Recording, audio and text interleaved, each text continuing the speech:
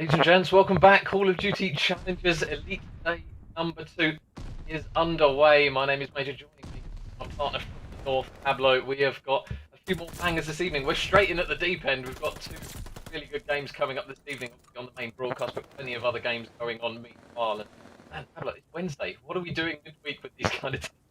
Mate, if they want to do this every night, I'm more than happy to cast over the top level of Call of Duty in Europe I'll do this during the day, Major. I couldn't be happier if there was 2 of me. So, got Revenge Tour up against TMT for our first game here, and I suppose just a brief intro, Pablo, really. Let's get this one away. We've kind of got one of the teams who are right at the top of EU at the moment against one of the teams who's kind of one of the more outsiders. So an interesting matchup in already, and kind of right off the start, off the trip, Revenge Tour doing a really good job, obviously kind of demonstrating why they are one of the at the moment. Yeah, there's been a bit of a shake-up in what we would consider kind of the bubble of the top EU AM players scene, and obviously Revenge Tour taking on Denza, who's moved on from Moneyform, and they won Cup 4, and it just goes to show what you can do with a motivated player and a motivated side.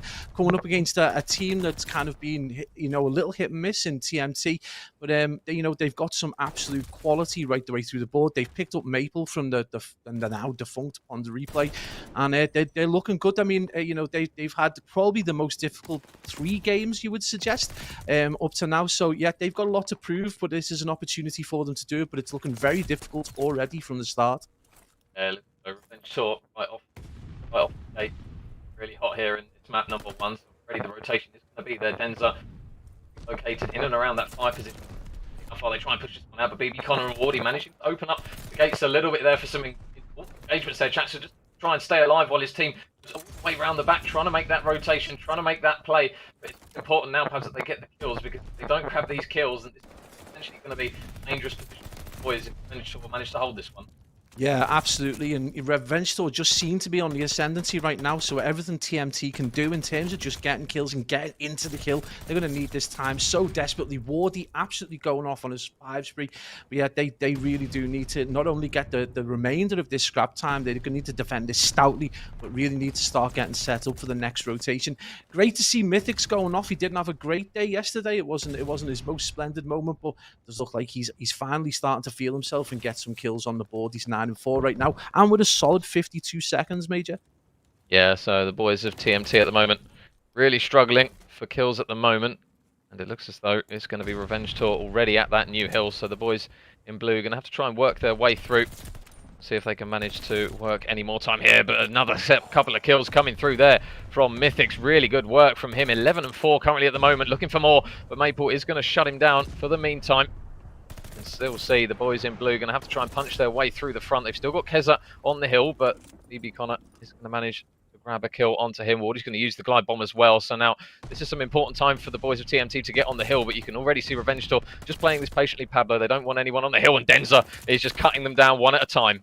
Yeah, this is really unfortunate for the Money team. That not only can they not get on the hill, but it's going to be Revenge Tour who caused them a massive amount of problems. They limit them massively in terms of the scrap time that they're able to get, and they're already set up for that insane middle hill. And again, just really, really clever play from Revenge Tour. They've pushed out at the right time. They've managed to get the angle across that kind of L shape around the far side of the middle point, and they're just doing absolute damage. And mate, this is a damaging blow right now to the Money team's confidence, if you're going to say anything. Yesterday was a really difficult day for them. Chaxter was on the struggle bus heavily, and it looks like he's going to carry this form through to today, and hopefully he's going to be able to pick things up as we go further on into the series. But right now, Major, Revenge Tour just looking really dominant. Yeah, Denza still hunting for more 3 in a row. Just a couple away from another glide bomb here, and makes it 4 as well. So TMT, they really need to try and stop him at the moment, because he is going on a bit of a rampage as they start spawning out. And on one of the hills, which is difficult to hold a lot of time on, the control at the moment the Revenge Tour currently have is just all for there to see. Chaxter still going to try and finesse his way in and around the hill, but Denza makes it 5. Streaks now ready to be used. He's not going to get the strafing run, as BB Connor and Wardy are going to grab a couple of kills, but with only 8 seconds left and that rotation not on the cards, the boys of TMT, they really need some important initial engagements, and Wardy takes down 1. He is still hunting for the second as well, but Denza does just enough to hold the front of fort for the time being. Yeah, I mean, BB Connor doing everything he can for TMT to drag his team onto the hill and get some points, but everything he does is just being completely negated by the team in red, who are absolutely in full flow. Denzek clearly still with a point to prove after, being, unceremoniously dropped from the money form guys, and he is absolutely flying 17 and 8. He's beyond the 2KD, and he's got solid time in the hill as well, full minutes, so huge plays by these, and maybe a point to prove that the cut was no fluke, and that they are absolutely here to do business. Yeah, Chaxter still struggling though at the moment, as Kez is going to manage to grab yet another kill. So 20 seconds still remaining on the clock here, and it's a really big 20 seconds here for TMT. If they start getting blown out, as it already seems to be the case, as there's another kill coming through for Keza, just going to try and play his life for the time being. Wardy is going to just shoulder him literally at the time of reloading. And now it looks as though the chalk is on. The rotation as well is going down. You can see number 8 already, Chaxter. A big gunfight potentially coming up against Watson. So he does manage to win the first one, but Mythics at the moment is just seeming unstoppable as he's almost going to manage to grab 3 in quick succession. He does finally prove that he is indeed human, but this hill now, Pablo, this is massive for the boys of TMT. They need a pretty much perfect hill here. Yeah, we've talked about it before. Once you start hitting that 117, you've got well over 100-point lead. You can just start clipping points, at will. It ends up being, death by 1,000 cuts. And right now, TMT really need to play an almost perfect, set of rotations. They're going to have to chain a few hills together and not allow the guys from Revenge Tour to get any time right now. This is a nice hold. They've got a lovely setup right the way across the middle, but the gunplay of Revenge Tour is just unstoppable. And they're just slicing through butter right now as they pour forth. And it's going to be Watset and Kez, and just dropping bombs on these poor guys in blue right now. Oh, now big scrap time. Every single second is going to count now. But again, Keza comes through with the gunfight. So TMT, they are banking a lot on this next hill. They really need to try and hold this one for at least, I would say, potentially 50 out of the 60, to be honest, but it's not going to be easy with the way Revenge Tour are playing currently at the moment. It's Chaxter going to peek at the right moment, and meanwhile, the glide bomb comes through from Denza, so they're going to open the door to potentially throw a few players out the back as the gunfights go down, and another important engagement for Mythics, who is able to come out on top of one and on top of the second. So now TMT, they're in a position where they need to flood through the front once again, and with time ticking, this is going to be really difficult, Pabs. They need to get there quickly, but they also need to try and coordinate it as a team. Yeah, and this is not only going to be difficult, they can't win off this hill, but they can do so much damage. And right now, in 95 seconds, TMT just need to just go on the hunt, start getting picks. They're not playing as a team. They're feeding the hill one by one, which is insane. But they are so desperate to try and get those seconds. Finally, someone able to get onto the board. Maple just seems to have got into the ascendancy over the last few kills, picking up important kills. But right now, they have got so much work to do. And BB Connor is already over towards this train hill, but he has got a huge job, and he needs to make sure that he gets these picks that are about to come up. And right now, that kill feed looking really good for TMT as it goes entirely blue. Yeah, and Chaxter did a really good job, actually, of just staying alive over towards that previous hill, and he actually got 3 kills onto it, but you can already see number 1 in Watson.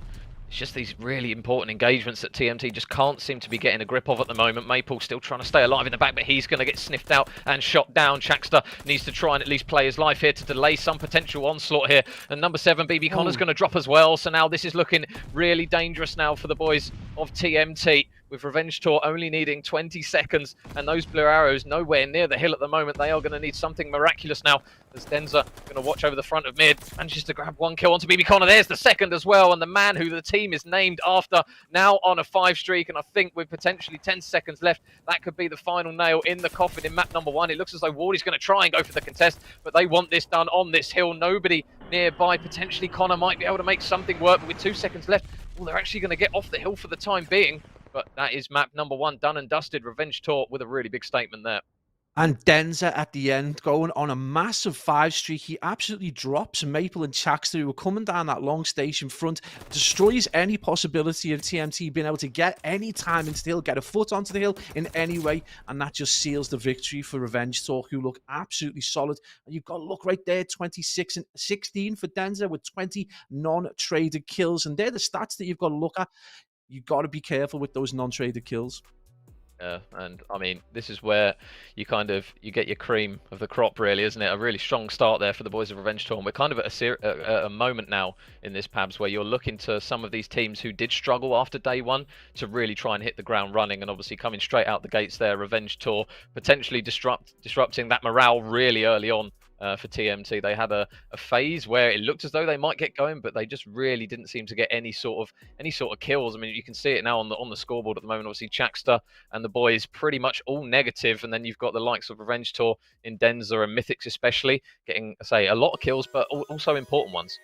Yeah, absolutely. Again, we talk about these non-traded kills, and between Mythics and Denzi, you're looking at 40 non-traded. That is just, there's no support there from TMT. They are being slain out.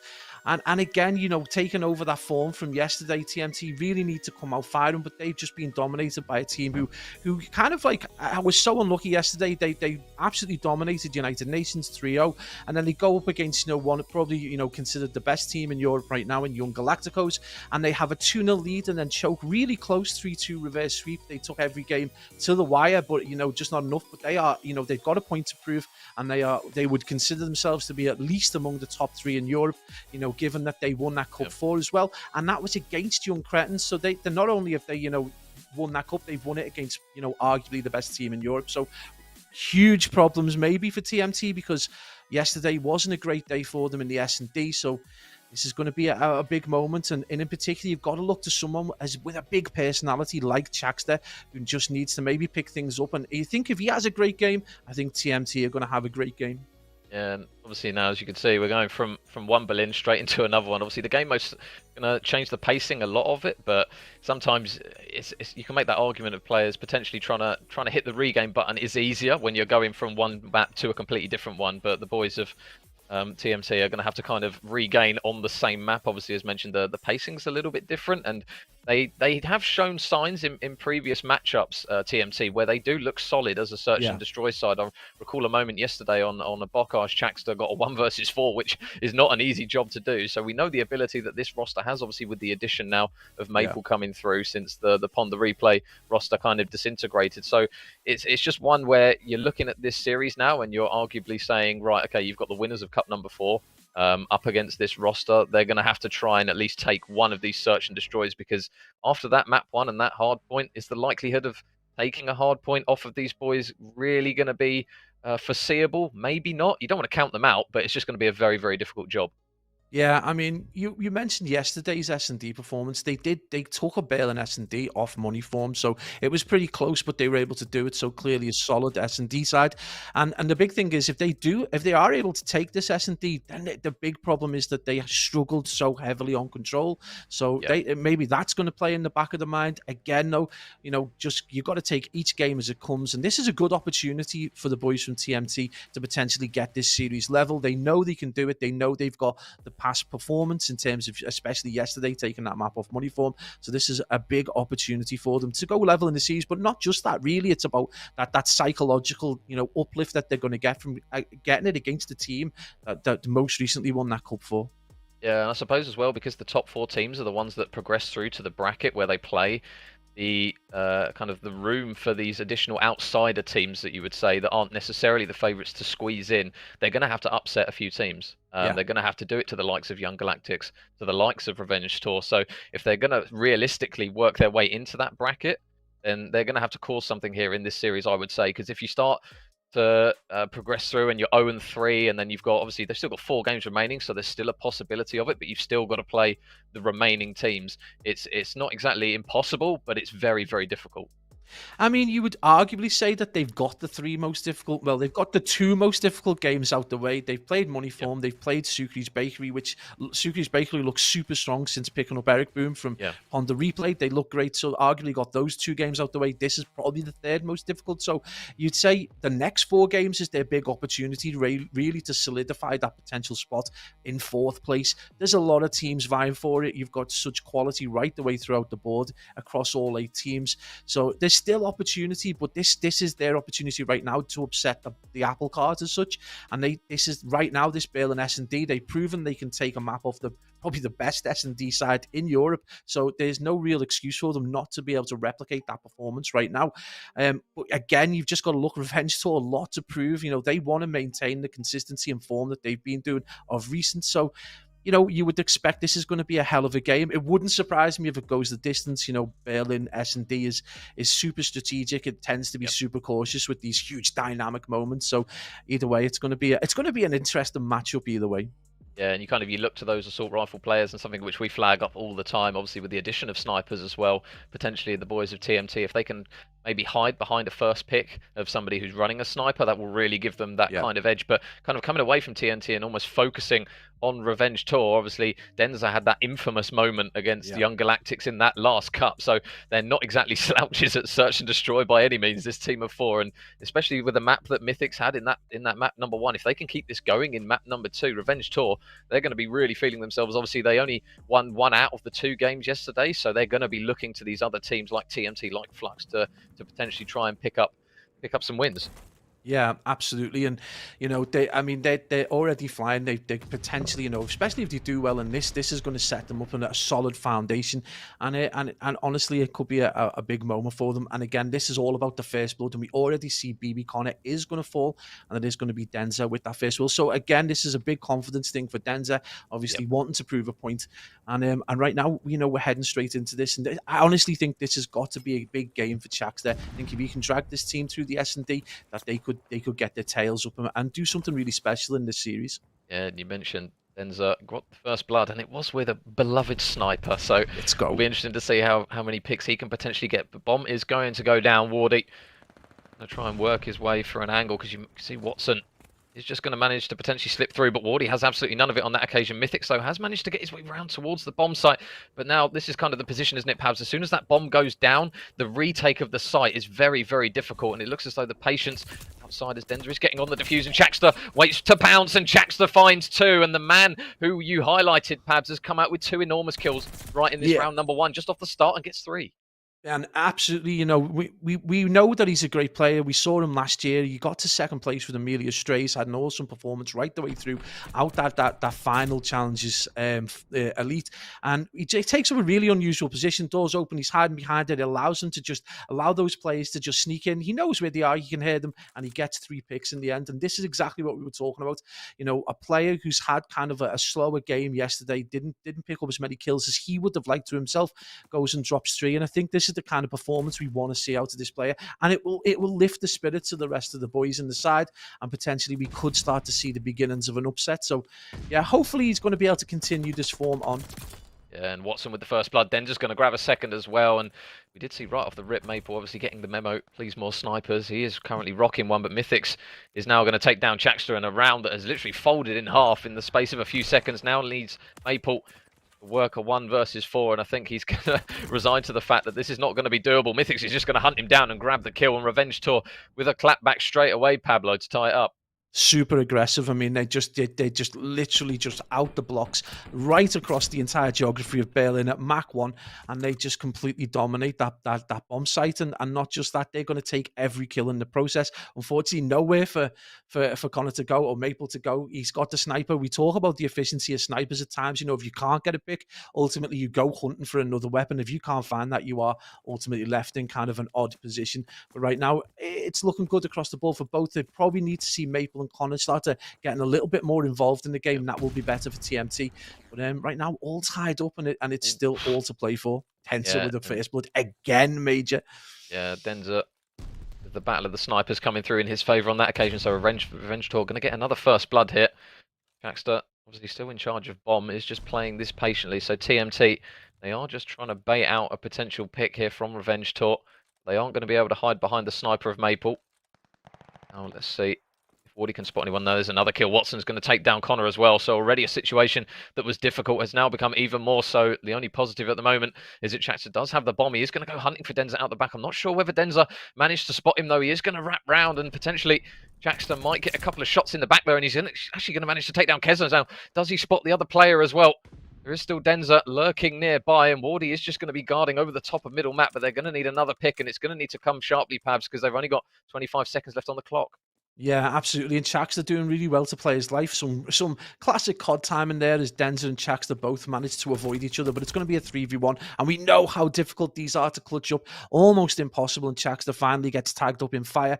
And that's going to put Revenge Tour into the lead. And this is going to, again, they don't want to, the boys in blue don't want to let this start to slip away. 3-1 starts to become a massive problem. So heading into this, they need a quick regain, and they need to just, channel the aggression that they had in that first map and start to be inventive again. again. But right now, you would say, advantage to Revenge Tour, and they've got two players, one on a 3 in Mythics and one on a 2.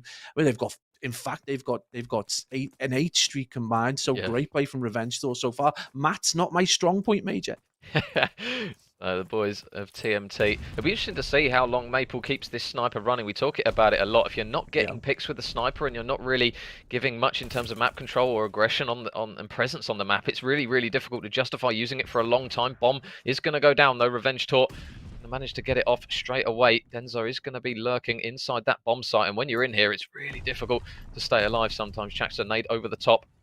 Beloved Vanguard window's going to stop him in his tracks for the time being, as he is going to get stuck, but he is also going to spot Denzer in the corner, going to tag him up a little bit, and Mythics is going to grab a first blood as well, so it looks as though they're going to grab a second. Chaks is going to drop Denzer. Mythics will reply with a kill, so now 2 versus 2, as Connor's going to grab an important kill, but with 17 seconds left on the clock, they've got to go quickly.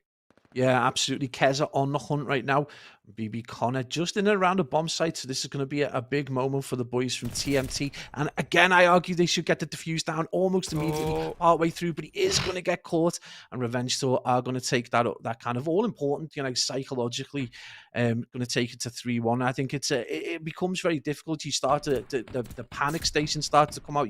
Your regular kind of strategies start to get put to the wayside, and you start thinking about aggressive plays. So right now, I would suggest this is probably the moment where the guys from TMT need a little reset and just need to take a breath, play a little bit more cautiously. That's entirely what Revenge Tour have done over the last 2 rounds, is just play a little bit more cautiously. But Major Mythics on a 7-1. He's completely changed around his performance that he had yesterday in S&D, and he's absolutely mixed it up. And 7-1 is on a 7 streak is a huge bonus. If you're the other 3 players in Revenge Tour, you are very grateful for that. Yeah, Mythics continuing his game 2 exactly where he left off of that map 1. Wardy and Watson, though, both going to get kills for their respective teams, as it now leaves a 3 versus 3. Again, Chakster is going to be the man with the responsibility of that bomb. Connor's just going to be watching, the all-seeing eye over the top of mid. And now it's just a question of when they're going to try and move this bomb here. Chakster's still playing it patiently. TMT, they do have moments where they're playing a little bit tepidly. It feels just like the calm before the storm. We've seen it a few times where there's just a standoff until one player goes in and then the trades commence. But again, Pablo, it looks as though it might be the time that potentially could be an issue here, because we saw it before. Although TMT did have the man advantage, that timer forced them, almost bottlenecked them in towards a site, and Revenge Tour managed to get the kills. So it's 3 versus 2, but Chakster is going to finally get this bomb down. Yeah, I mean, we spoke earlier about, trying to be a little bit more cautious and less aggressive, and just trying to get the picks, but you can play over cautiously, finally get a little bit of control. It's going to leave them in a 1v3. Keza with a lot of work to do, and presently he's probably on the struggle bus, you would suggest, at 1 and 3. So a good opportunity to bring this back to 3-2. And again, good performance, everyone on board. Maple finally getting a pick. Again, you would hope that he would have changed over from the sniper, where he wasn't performing as well. But with 20 seconds left, Major, Keza with an awful lot of work to do in order to cement this lead. Yeah, it looks as though Keza's just playing his life, just playing it smart, not giving them anything extra. They do potentially want that defensive round if it goes to that all-important tie break. Never mind, he's just going to top himself with the barrel. So TMT, with the aid of TNT, are going to manage to grab that round. So 3-2 now for the boys of Revenge Tour. And it was a much-needed round, Pabs, because if, like you mentioned, if it starts going 4-1, it then gets a little bit mixy and a little bit difficult for the boys in blue to try and work a comeback. Yeah, you start second guessing your regular strategies and your regular plays, and obviously, regardless of how well disciplined these teams are and how experienced they are, that will start to play a factor. And you've got to consider the TMT obviously are 0-2 right now in terms of the games they played, so that will also play a factor as well. So we should expect a little bit of caution. I would hope Maple will have put away the sniper and start to bring out maybe an AR and just have a bit more of a contribution. I think as soon as he starts getting involved in the game, this could be completely different. Denzel with some information though, and we do see 2 players fall for TMT. Not exactly the start they wanted, as Keza and Mythics continue their onslaught in this Berlin S&D.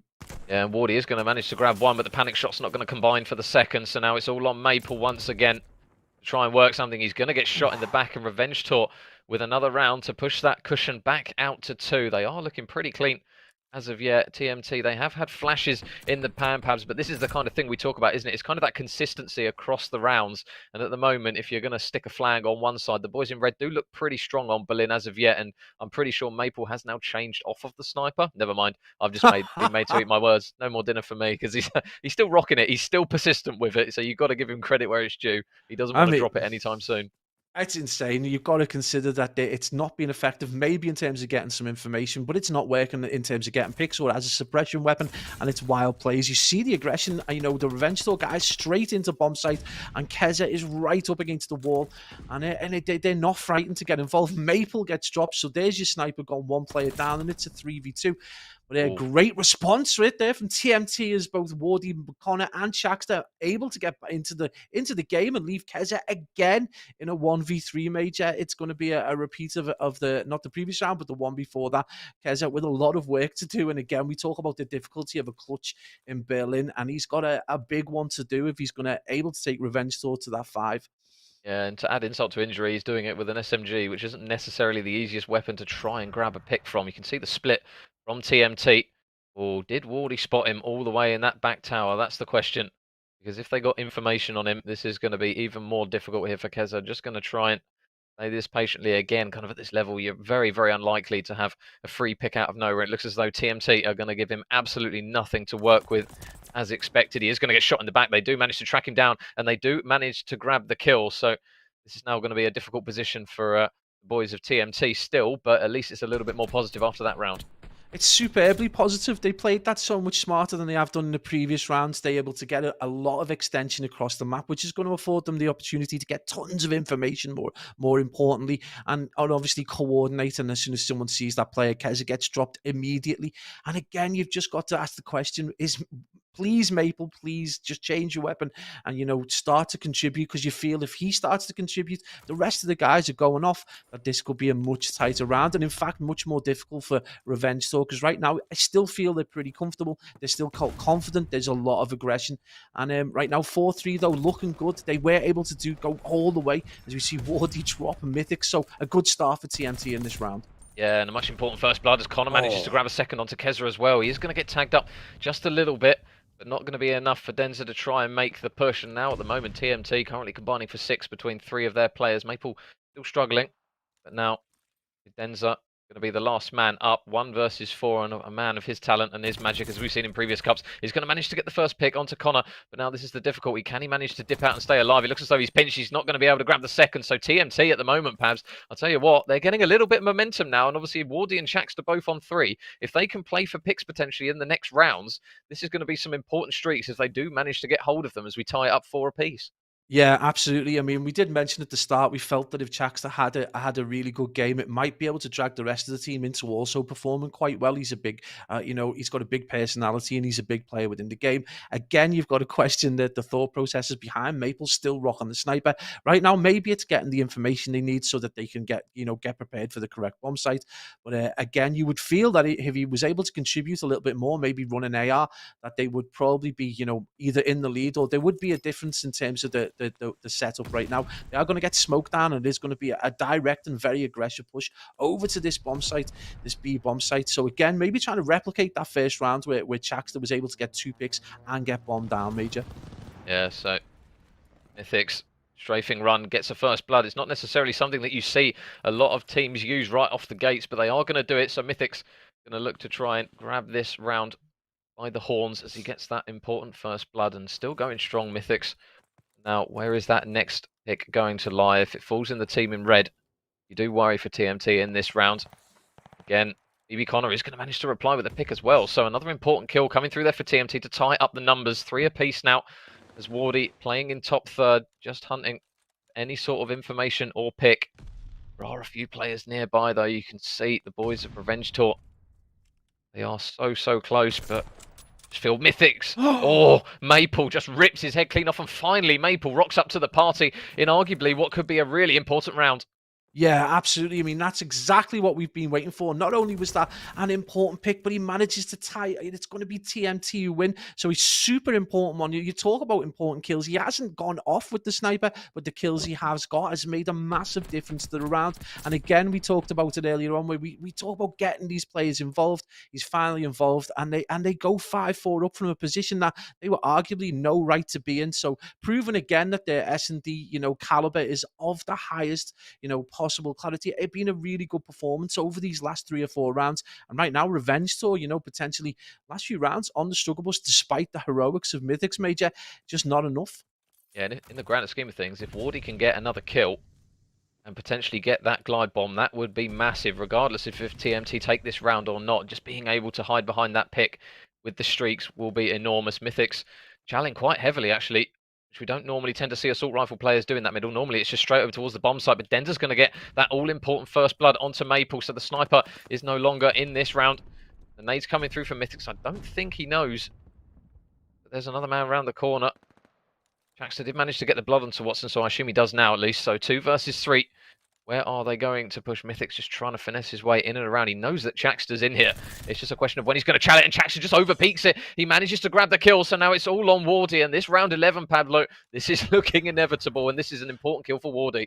Yeah, you would suspect maybe he's going to just replicate some of the anti-heroics of previous rounds and maybe dip, but I think he's going to look to get a pick. It's so important that they get this glide, so I think he may be looking to see if he can get a long shot, or potentially he might just see him rock off the map as he looks to potentially maybe get an early pick in the next round. But I think maybe the glide's so important as we do hit this round 11. The question is he going to be able to see anyone, or is the defuse going to come in far too early? He gets tagged up, unfortunately, and that's going to be the round 11 major. We kind of suspected this was happening. 2 really strong S&D sides, and we are right here. And again, just awesome play by Revenge Tour.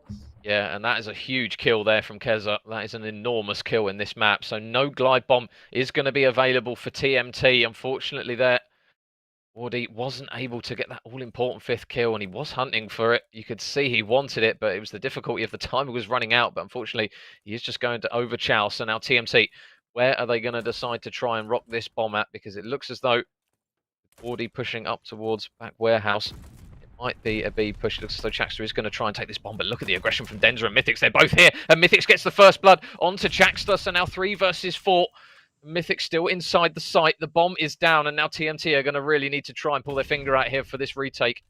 Yeah, man, 3v4, we talk about it's not a clutch moment, but it's going to be really difficult. This huge map with an enormous amount of information that can be gathered. And right now, Connor, Maple, and Wardy with a huge job to do to stop themselves going 2-0 down in this series.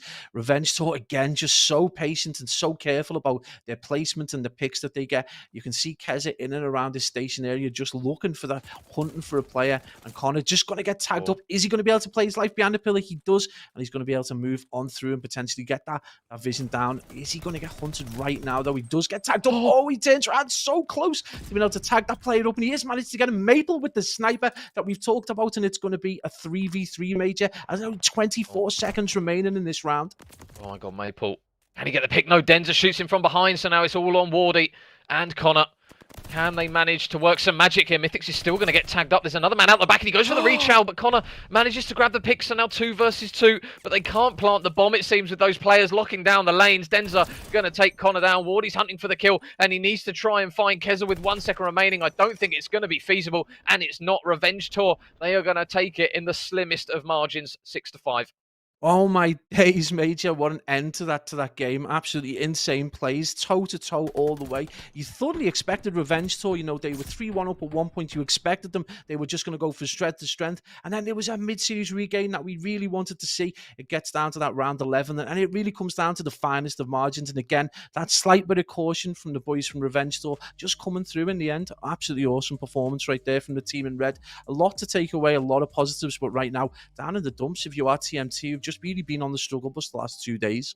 Yeah, this is kind of where the frustration can potentially try and sink in here, because I'll tell you what, if TMT take that round, their mindset going into the next map in towards Tuscan Control is just going to be completely different. If they manage to pinch it and tie up the series, they're thinking, right, okay, even though it was the finest of margins and it's going to be really difficult regardless for them to grab the series. I mean, when you kind of get to those final stages in these maps and just lose it right at the end, it can just be so incredibly frustrating. Obviously, we can see their mythics. It just cements him really as being such an incredible player at this moment in time. 11-6 for him, and he had a really strong hard point to go with it as well. So he's come out firing, and you flagged up kind of Maple a little bit there. He did get some important picks, but it just felt at times perhaps it just wasn't frequent enough.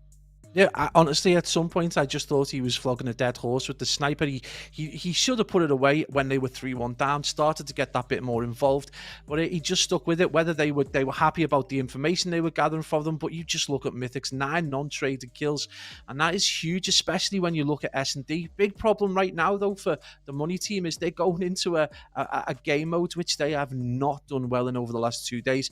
They've taken 1 round in both games. They've played both Gavutu and Tuscan, and they've gone 3-0 and 3-1 down against obviously arguably 2 of the better teams within the group of 8 that we'll be featuring. But this is going to be, if you're going to talk about the kind of regain required, they're going to have to dig really deep in order to make the comeback. This is going to have to be monumental from them, given the history over the last 2 days. One thing I would say is obviously going into a control where it's a game mode where teams have had a little bit of practice, but obviously in comparison to Search and Hardpoint, it's nowhere near the level across the board for a lot of the teams. So we have seen a few upsets where teams have managed to pinch a control, even in the Challengers Cups. We saw a couple where teams got very close. Obviously, the boys Team Galactics now. I was about to call them Young Cretins again, but it's Young Galactics now.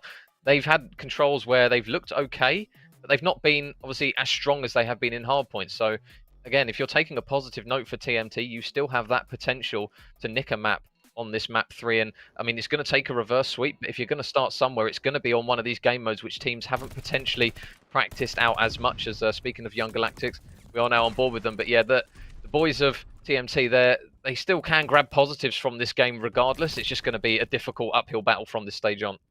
Yeah, absolutely. It's gonna be really tricky for them. As I say, they have struggled in the past. But you're right. I mean, particularly it's a Tuscan controller going into, I believe. It's a really odd kind of control to go into. You've got this B zone, which is incredibly difficult to take as an attacker. It's got incredible amounts of elevation. You've got that obviously ramp. You've got the access through Broken. You've got access through the kind of the balcony to the left and round the back of church. So it becomes quite difficult to try and get as an attacking team. And you do see a lot of defensive wins on it. So there are opportunities for the boys from TMT to bring this back. But the question is, given the form that they've had, given the fact that they've gone 2-0 down, this is the kind of regain and reset that they need their in-game leaders really to say, completely scratch. We're starting from the beginning. We're just starting from a control, and let's just see if we can, just take 1 round at a time, and let's, do better than yesterday. Let's see if we can take 2 rounds. If they can do that, that would be awesome. But right now, you're watching, potentially the 2 of the best teams in Europe, but definitely one we've seen go, win 3 cups back to back. One thing we can say, United Nations, it's great to see Jay back, and it's great to see this level of Call of Duty. United Nations looking great though. They've got a solid 4-life lead. And right now, they really do need they need to take this map back in order to tie the series up. Yeah, and the series that you're currently watching, guys, is on our Bravo stream at the moment. So the Galactics currently 250 to 199. They took that first map, and they managed to take map number 2 6-1. So although the score count at the top is saying 2-1, it is currently 2-0 to Young Galactics, and boys from Spain that we all know and love all too well, even just off the start here. He had that hiccup in Cup number 4, but they're looking to potentially see out what could be a 3-0 here in this series up against the boys of United Nations. And now 8 lives plays 7.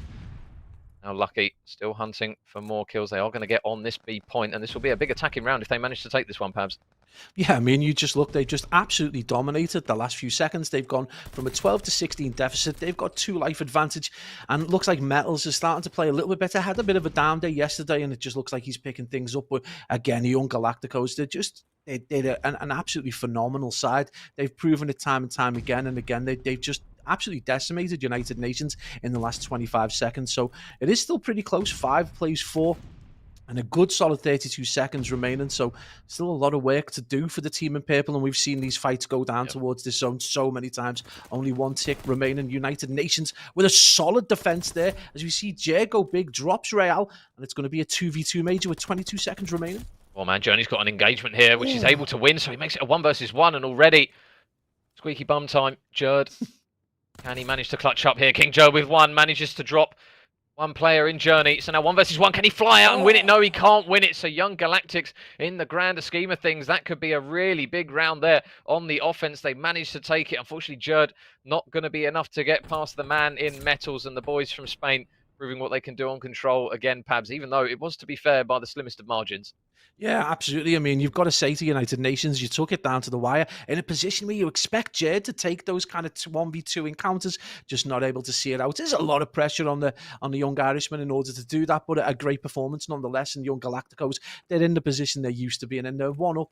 And they're heading into round 2, and this is going to be difficult for United Nations. They've got on the attack, obviously Zone A, probably the easier zone to get. They have got a huge job, though, against a team who know thoroughly how to defend in even the most difficult situations. It's great to see the young phenom in Real. He's still, obviously, a lot to learn and a lot to prove, but right now the young Galactico is just looking really, really good. And United Nations with a lot to prove, and obviously this is a vital game for them to win in this series.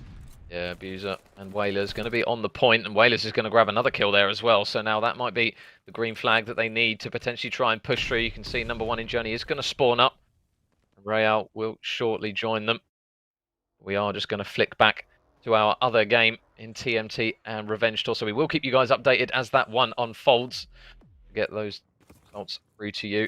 We've got so much COD action on the boards at the moment. It's going to be difficult to try and balance and juggle them all for the time being. But we are now going to get back in towards this game between Revenge Tour and TMT. As mentioned, Pablo, this is make or break now for TMT. They can't drop any more maps. Yeah, absolutely. It's going to be incredibly vital for them to have this huge regain. You can see the split push from Revenge Tour. Very confident in their ability. They send players to both A and B just to mix things up. They are going to get the defense is going to come in from TMT, and they have got a slight life advantage, so they really do need to play on that. But 2 ticks over at both points. Maybe this is a strategy Revenge Tour are going for, to the kind of death by 1,000 cuts almost. And again, Denza able to just tag up the players. You do see the trade go down. Taking Watson, and then Denza coming in strong. 3-1 right now. And again, you would suggest this is a player with a lot to prove, and I think he's done an absolutely monumental job coming into Revenge Tour and playing really, really well so far. TMT, though, you would suggest not quite on the struggle bus just yet, but they tied things up, and it's been a nice defense so far, but this split push maybe not working the way of Revenge Tour. Yeah, Mythic's doing it again in map number 3. Did it in 1 and 2. It looks as though he wants to try and get this trio of good maps going. Keza still struggling at the moment. The boys of TMT still going to try and defend from this B point, because that A point has now been secured. You can see they're kind of split in their positioning at the moment. Maple's going to be a busy lad, as he is going to manage to grab one. Keza will be there for the trade. His engagement's currently all over the place. Denza's going to lock himself out in towards the back of the map, though, and Jackster try and play this smart. There's one player, there's another player. Jackster can't quite make the biggest of brain plays. He is going to at least drop one with him, and Connor and Wardy going to manage to grab some all-important kills, but Mythics is still currently on this point, and the boys of TMT, they've got to try and at least budge him off it at the moment, because they've still got 1 minute 36 to work with, and with this contest coming through, they're still holding out for time here. Yeah, absolutely. Really nice play between Maple and between Shaxter. They're able to drop Keza, who was that one player on Hill. Again, Keza 2 and 5. He had a really good control, games yesterday. He dropping about a 1.2, I think. 1.4, in fact, I'll eat my words. Across the entire control period, across both games. So playing, a little bit off pace right now, but great play by Mythics and by Watson, who yesterday were well below 1 and playing really well so far. 11 lives plays 12. This is a great opportunity for TMT. And probably, to get this defense in with only a minute remaining, they could almost play this as a TDM and just try and get that round on the board. It's going to be super important, because as you said before, Major, if Revenge Style are able to kind of what you would call break the serve and get that attacking round over towards B, this could be hugely problematic for the team in blue. And obviously, as mentioned as well, the scoreboard at the top isn't currently reflective of what it currently is. If you guys are just joining us, it is currently 2-0 to Revenge Tour. It starts to get really messy right towards the end of the round. A couple of kills coming through there for Connor once again. Boys of TMT still holding strong. They have knocked Revenge Tour down to just 6 lives, so only 2 more respawns remaining. You see Maple, though. Is he going to make the play? He's going to try and push his way through the bottom of P5. He's going to manage to grab 1 kill, and Chankster grabs 1 as well. So now no more respawns remaining, as Connor is going to drop Keza as well, and they are falling by the wayside. All of a sudden, in the space of a few seconds, it feels as though Revenge Tour's hopes have gone from possible to pretty much not probable at all. Yeah, I mean, you've got to look at that play by Denzer. So incredibly passive over towards Backchurch. He's waited for ages, hoping his team would get the pinch. They don't. They get dropped, and he ends up getting dropped. And it's a really awesome play by TMT, who get a massive defense in, and that's going to be a huge confidence booster for the team who go 1-0 up. I mean, don't get me wrong, the defensive round is slightly easier, but they make a really good job of it because so far they have kind of been on the struggle bus a little bit. Everything's been a bit of a mountain to climb. So right now, if they can potentially, mix things up, and hopefully they've got some kind of interesting strategy they can play, whether they decide to maybe push and do something wild, go to B. But right now, they have got that slight advantage, and they really need to make it pay. Maple and Chakta both having great games so far. Finally, Maple off the sniper major. Suggest maybe he should have done that in the previous round. But huge plays right now in TMT in the ascendancy. Yeah, that would have been a really bold play right off the rip on a control. I suppose you can justify it over towards the A, but on the respawn, unless he's proper phased up, it's going to be a difficult one to work. But now Chakster out the back already with some important engagements coming down as Kez is going to try and work his way around and disrupt those spawns potentially. Still see TMT going to get on towards the point. Chakster's going to have one engagement coming up very, very shortly as they ring around the roses. But Watson manages to grab the second onto him as well. And Watson is now currently on a 5 or can't quite make it 6 on that occasion. That's a really big kill potentially from Maple, because this is something we speak about as well, Pabs, is that strafing run potentially on some of the maps isn't necessarily the greatest of streaks, but we see a lot of teams use it over towards A, especially on Tuscan. Yeah, if you just need to clear a hill or even just force the players into some kind of cover, and it's going to give you that opportunity to go and get that geography and be able to force yourself over onto A and get the ticks that are required. And obviously in the defense, it's going to allow you to just see those people straight off the hill and allow you to do what exactly Revenge Tour have been doing, which is push through right the way through to mid and cause absolute problems. They've got a 5-life lead, and this is exactly where they wanted to be in order to tie this round up. But TMT, don't get me wrong, 29 seconds remaining. They are on the hill. And potentially number 1 there, causing problems. Watson is going to get taken down finally by Chakster, who's having a great game so far. And he's 12-10 and potentially, in the contest right now. He's going to get tagged up. And as I say that, Denzer, Keza, and Mythics absolutely team up to destroy TMT. And with 19 seconds remaining, this is going to be very difficult for the team in blue. Yeah, and this is the difficulty when you try and shake it up and potentially grab some teams' attentions over towards B and you don't get that A point right off the rip. The boys of Revenge Tour managed to whittle TMT down to 12 lives in only 18 seconds now as one kill comes through for Denzel Ward. He is going to be there for the trade. So still 2 players from TMT over towards that A point, but now they need to be wary of lives as well as getting that point. The second tick has now come through. You can see nades and tacticals alike being lobbed over the top towards that point. Connor is just watching over his teammates as they try and get this point secured. So they do manage to buy themselves an additional minute on the clock. But now, as mentioned, Pabs, this is where it gets difficult. They need to be wary of these lives. And at the moment, Revenge Tour are not giving them an inch in that.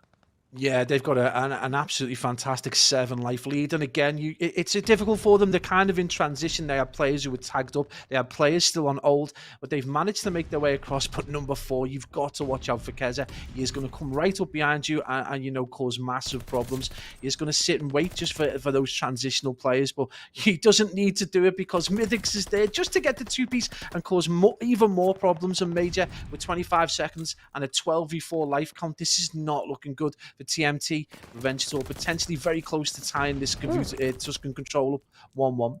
Yeah, and even through Maple's efforts, they're still going to lead Chakster. And what was Connor going to be the last ones up, so now it's all on. So Chakster try and work something here in a 1 versus 9. He's not going to get even the kill onto Denzer, so another solid round for Revenge Tour. Pablo, they just managed to sneak the attacking round TMT, and the boys of Revenge Tour managing to make them pay in that round. A good solid performance there from those boys. Yeah, absolutely. 1-1, and they just looked comfortable right the way throughout. They kind of dominated A right the way down to the wire. Finally, TMT were able to get it, but again, they left themselves with a very difficult proposition. So little lives, and one of the most difficult hills you would suggest in any control. That B zone is just so difficult to get hold of. You have to have kind of like the most coherent strategies. And right now, you're looking at Revenge Tour, and they are straight over to A, straight through Church, causing absolute problems. Number 8 hasn't even seen them. Connor completely allowed them through, and it's number 3 there, Denzer, the man with a mission to prove, getting right the way to the back, and he's causing a murder dancing around the back of Church, and it's going to tie up players towards an area they don't really want to be. Yeah, so TMT to try and get set up a little bit here. They do have a bit of breathing room, but they have to be careful because Mythics has just snuck through the line, so Baxter might be busy any second now, and Denzer's going to make him drop in that occasion. Nice shots to take him down. So now Keza and the boys going to try and work their way over towards the B point. So they have one tick over towards A, but they're going to look to try and body this over towards B. So now, when will TMT decide to push? Connor's going to manage to take one down. The nades coming through to weaken up those players as it becomes a bit of a bloodbath here as Maple able to take down one, but the kills still light up red. And the boys of Revenge Tour, they are still surviving on this one. One tick still remaining, but the progression is coming through, and Keza is absolutely beaming with that automaton, watching over the players. And oh my goodness, this is getting brutal now. They capture the B point, Pabs, and TMT, they're going to have to hold that less preferred side on 8. Oh, 21 lives to 19 with 2 minutes is a dream place to be in if you are a Revenge Tour, as Keza and Watson team up to get absolutely some of the most accurate gun skill you were likely to see, absolutely dominating TMT. And that was, you know, one of the quickest, you know, heaviest kind of B-zone captures that we've seen in a long time. The TK goes out, Watson feeling comfortable. Maybe he wants to try and outdo Keza in the KD. The TK does go in, but right now, Revenge Tour just looking super strong. And TMT not really with a coherent answer. You know, they are set up. It's one thing I would say is they've got themselves potentially in their preferred defensive position. Question is, they've been cut through like butter time and time again. So now it's time to get strong, boys. TMT with a lot of work to do, mate. You would suggest, and only 2 ticks needed. 17 lives, play 15.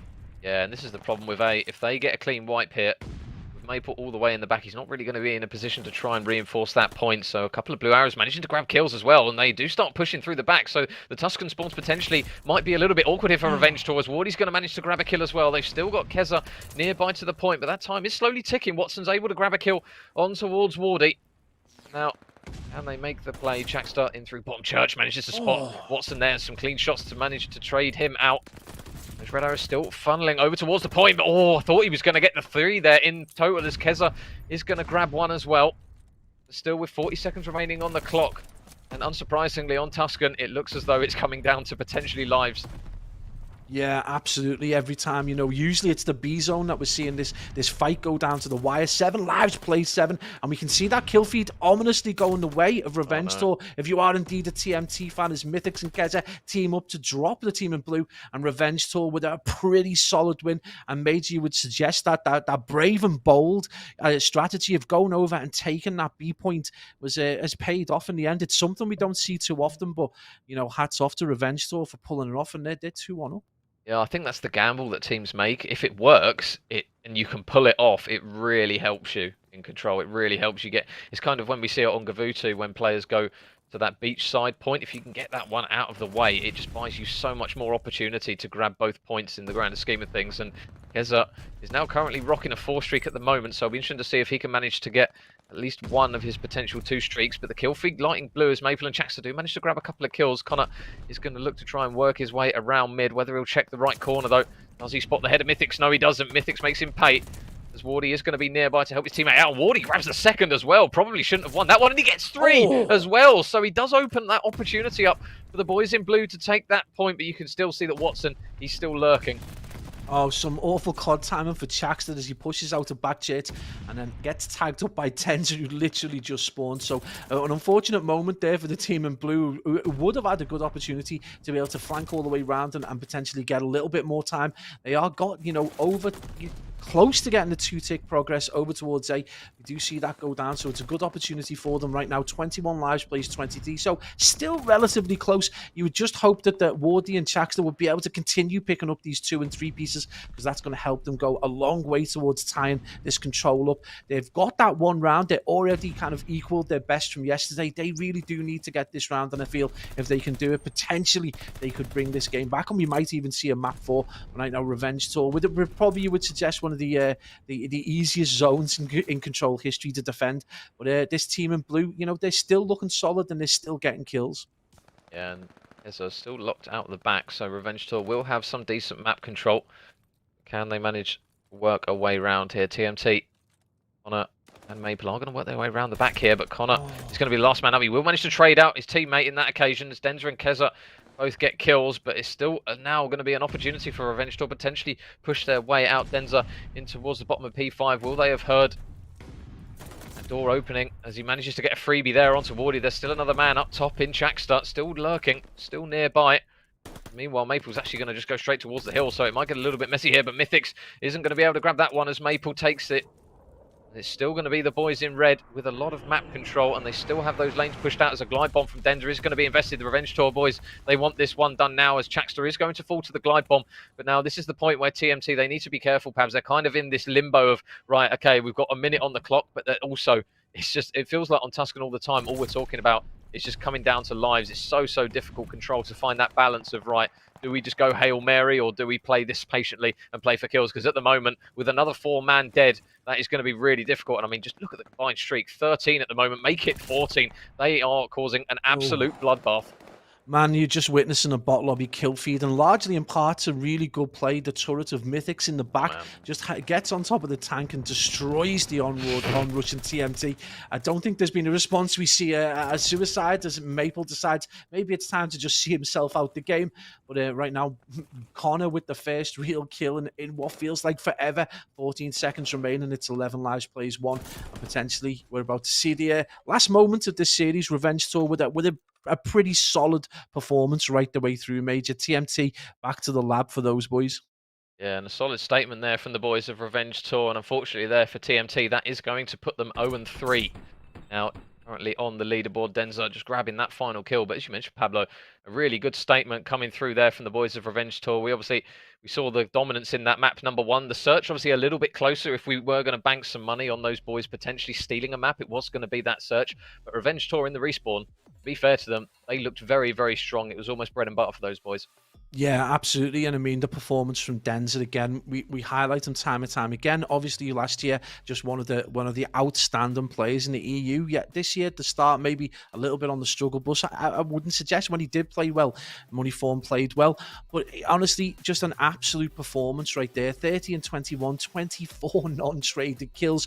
And that's the kind of statistic, I know we bang on the drum a lot about these non-traded kills, but they were talking about your opposition potentially not being in and around their own players, being away, not being able to get those backup kills, and I think it's like a 5-second gap after you've made a kill potentially that it counts as a non-traded. So that's quite a large portion of time before another player comes in and tries to deal with you. So that's a massive statement right there from the boys from Revenge Talk, who just seem to be going from strength to strength. TMT, if you're going to take a positive from this, they managed to take another round in control, which is the same as yesterday. They managed to get 1. They've played probably the 3 best teams in Europe, potentially, and now they are probably going to be playing teams who we would suggest are more around their level. It's been really difficult. That's a huge statement. 250 to 113 is massive right there. That's a back to the lab kind of performance in that Berlin hardpoint. We knew that they were going to do well in S&D. They did well against Moneyform yesterday, but they just weren't able to see it out. And then again, yesterday's performances in control may have just intimated that today was going to be difficult. But Major 3-0, that's a huge statement right there from the Cup 4 winners.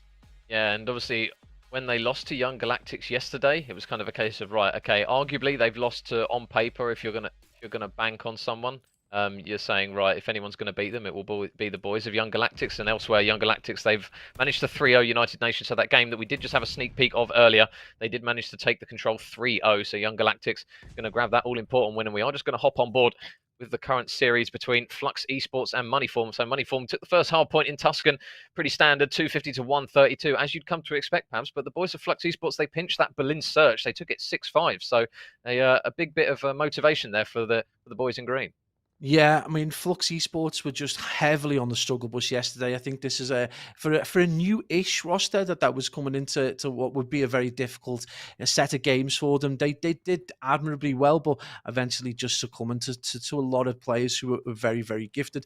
Right now, coming up against potentially probably the strongest team in Europe, you would argue, and they've managed to take a round in terms of this Tuscan control. So probably on the defense, you would suggest, and right now it does look like they're almost all going toe-to-toe in terms of kills. 11, no, yesterday he did struggle, and it looks like he's back on the struggle bus, 9 and 22.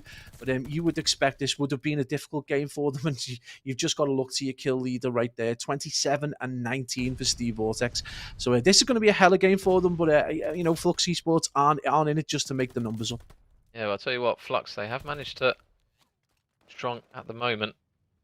I think the current overlay isn't correct way round, but we'll hopefully get that tweeted very shortly. But Snake only going strong at the moment at 27 and 17, so he's going to manage to grab a pick onto Beans, but at the moment the life count still favouring Flux Esports boys, and all shots coming through. Harry's going to grab one. Stevo's going to reply with a couple kills as well. So the boys of Flux Esports, their lives are just starting to whittle away at the moment.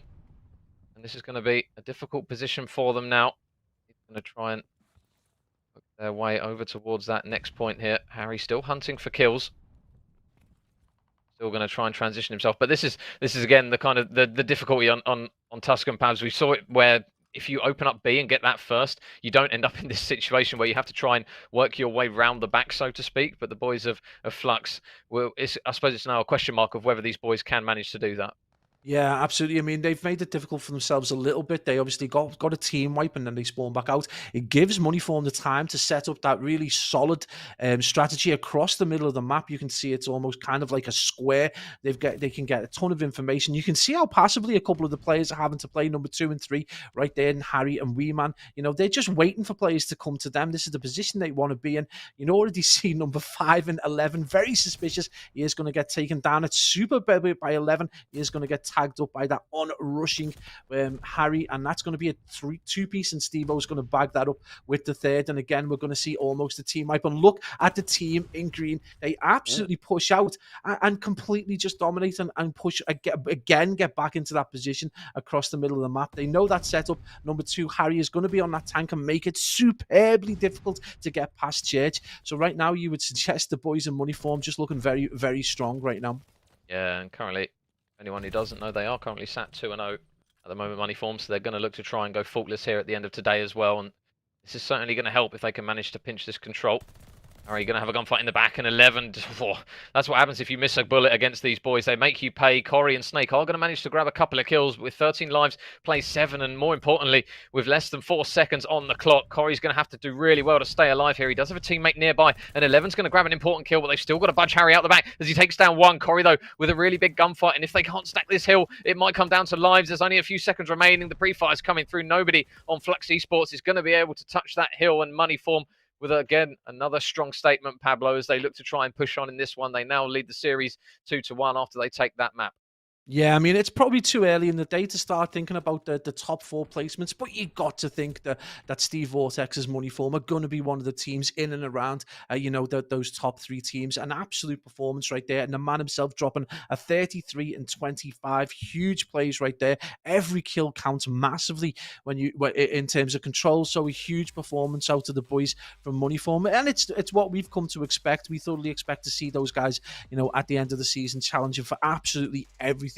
The guys from Flux, I mean, right now they are just making up the numbers a little bit. There's been some good performances individually, but as a team, they've just been, put to the sword a little bit over the last 2 days. One of the teams who are presently 0-2 and now 0-3 after that performance. But I mean, there's a lot of positives to draw from. Snake's a very experienced player, and I'm sure he'll go back to the drawing board with the team. Look over some VOD and potentially come back. And again, they may have got out of some of the more kind of banana skin games. They've got out the way those kind of big name players. So right now, it's probably not feeling too positive for them, but they've got to look towards potentially the next 4 games and seeing what they can do and what they can change up. Right now, they're a great S&D team, so a lot of opportunity there. But Moneyform or Auglis, just looking superbly strong right now. Yeah, and obviously their next map is going to be that Berlin, so it's going to be a difficult one for them nonetheless. And it's just one now where, for Flux, obviously, they've done very well just to even get to this point. Obviously, not many teams in Europe can brag to be able to get to arguably the top 8 as it stands. Yeah. Obviously, with Ponder Replay kind of disintegrating, a couple of teams had to get in, and for Flux to get in there, fair enough to them. They've managed to at least get to the point where not many teams will be able to. So a huge credit to those boys, regardless of how they do in this one. And the boys of Moneyform at the moment, they will be playing a little bit later on. Obviously, this series still needs to be rounded out as well. But their game later on, Pabs, I just want to highlight, obviously, against the boys of Sucre's Bakery, which we will be watching over, is going to be a different mentality shift for those guys. Obviously, they're going to go from a team where they're heavy favourites up against a team that is not necessarily as easygoing, you would say, in comparison to Flux Esports. Oh, they're in for an absolute belter of a game this evening. It's not only, one of the teams that has done really well yesterday. They're three quarters of last year's Mavericks team, which took a cup. They've got the last year's potential young phenom in Yako, who's been having a great season so far. So as a foreman, I mean, a money form are going to have, some pressure put applied to them, probably great deal of pressure but applied to them. So this evening's game, the second one that's about to come up, is going to be absolutely superb. And again, not to be overly negative to Flux, they've come and they've got what is a very difficult position. We know more than anyone else that there are groups of teams that are literally chomping at the bit to kind of like take places from the likes of Flux Esports. We know there's plenty of them, and they've absolutely battled through them and got to this position. So hats off to them. It's just unfortunate they've come up against a team like the Young Galacticos, who are absolutely superb, obviously. And again, this evening's game is going to be just wild. It's going to be, I mean, we've got an on-form Eric Boone, Major, and what more can you ask for? Europe rejoices when Eric Boone plays well. Yeah, he's had some really good games, and obviously to flag up the boys of Money Form with the addition of Beans, they do look like a rejuvenated roster from what we've seen, especially in recent games that we've seen. Obviously, they managed to do really well yesterday, coming out completely faultless, and they're looking as though they're still on that path now. And as these group games start to progress, if this roster stays consistent, arguably you're saying, well, they're the best out of the bunch. If they come out of this one and win every single one of their games, you can't really argue the fact that this Beans edition has been a really good move for them. Obviously, with the almost the storyline of Denza leaving and then winning that last cup, everyone was thinking, oh man, have they made a huge mistake? But at the moment, from what we've seen in these round robin games, they do look very comfortable and they look very strong, especially in Respawn, which is potentially that game mode which we said, right, is that potentially their weakness or not? Obviously they've been very, very good in search and destroy, but this edition of Beans has definitely seemed to light a fire in them.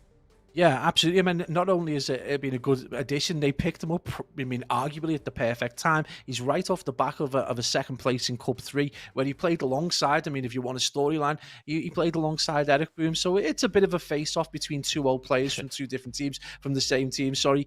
And so it obviously solidified their performances again. We did say time and time again, Denza, when he did play well, the whole of Money Form seemed to perform just a level above, but occasionally was slipping, and I guess they just decided they wanted to make a change, and Beans was the man to come in, and he's been awesome. And then Denza, where does he go? He goes to Revenge Tour, wins a cup, proves everyone wrong, makes everyone eat their words, and just he looks like a rejuvenated player with a completely, he's gone off. I mean, some of his performances, not only today but yesterday, have been unreal.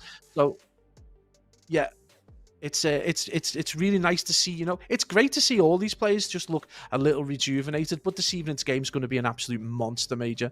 Yeah, and just while we wait for the guys to quickly lobby up and sort out all their required settings, we are just going to cut it to a quick break, but don't go anywhere because we're going to be back with a hell of a lot more elite round robin games just after this one. So just grab a drink, grab some food, and we'll be back in just a second.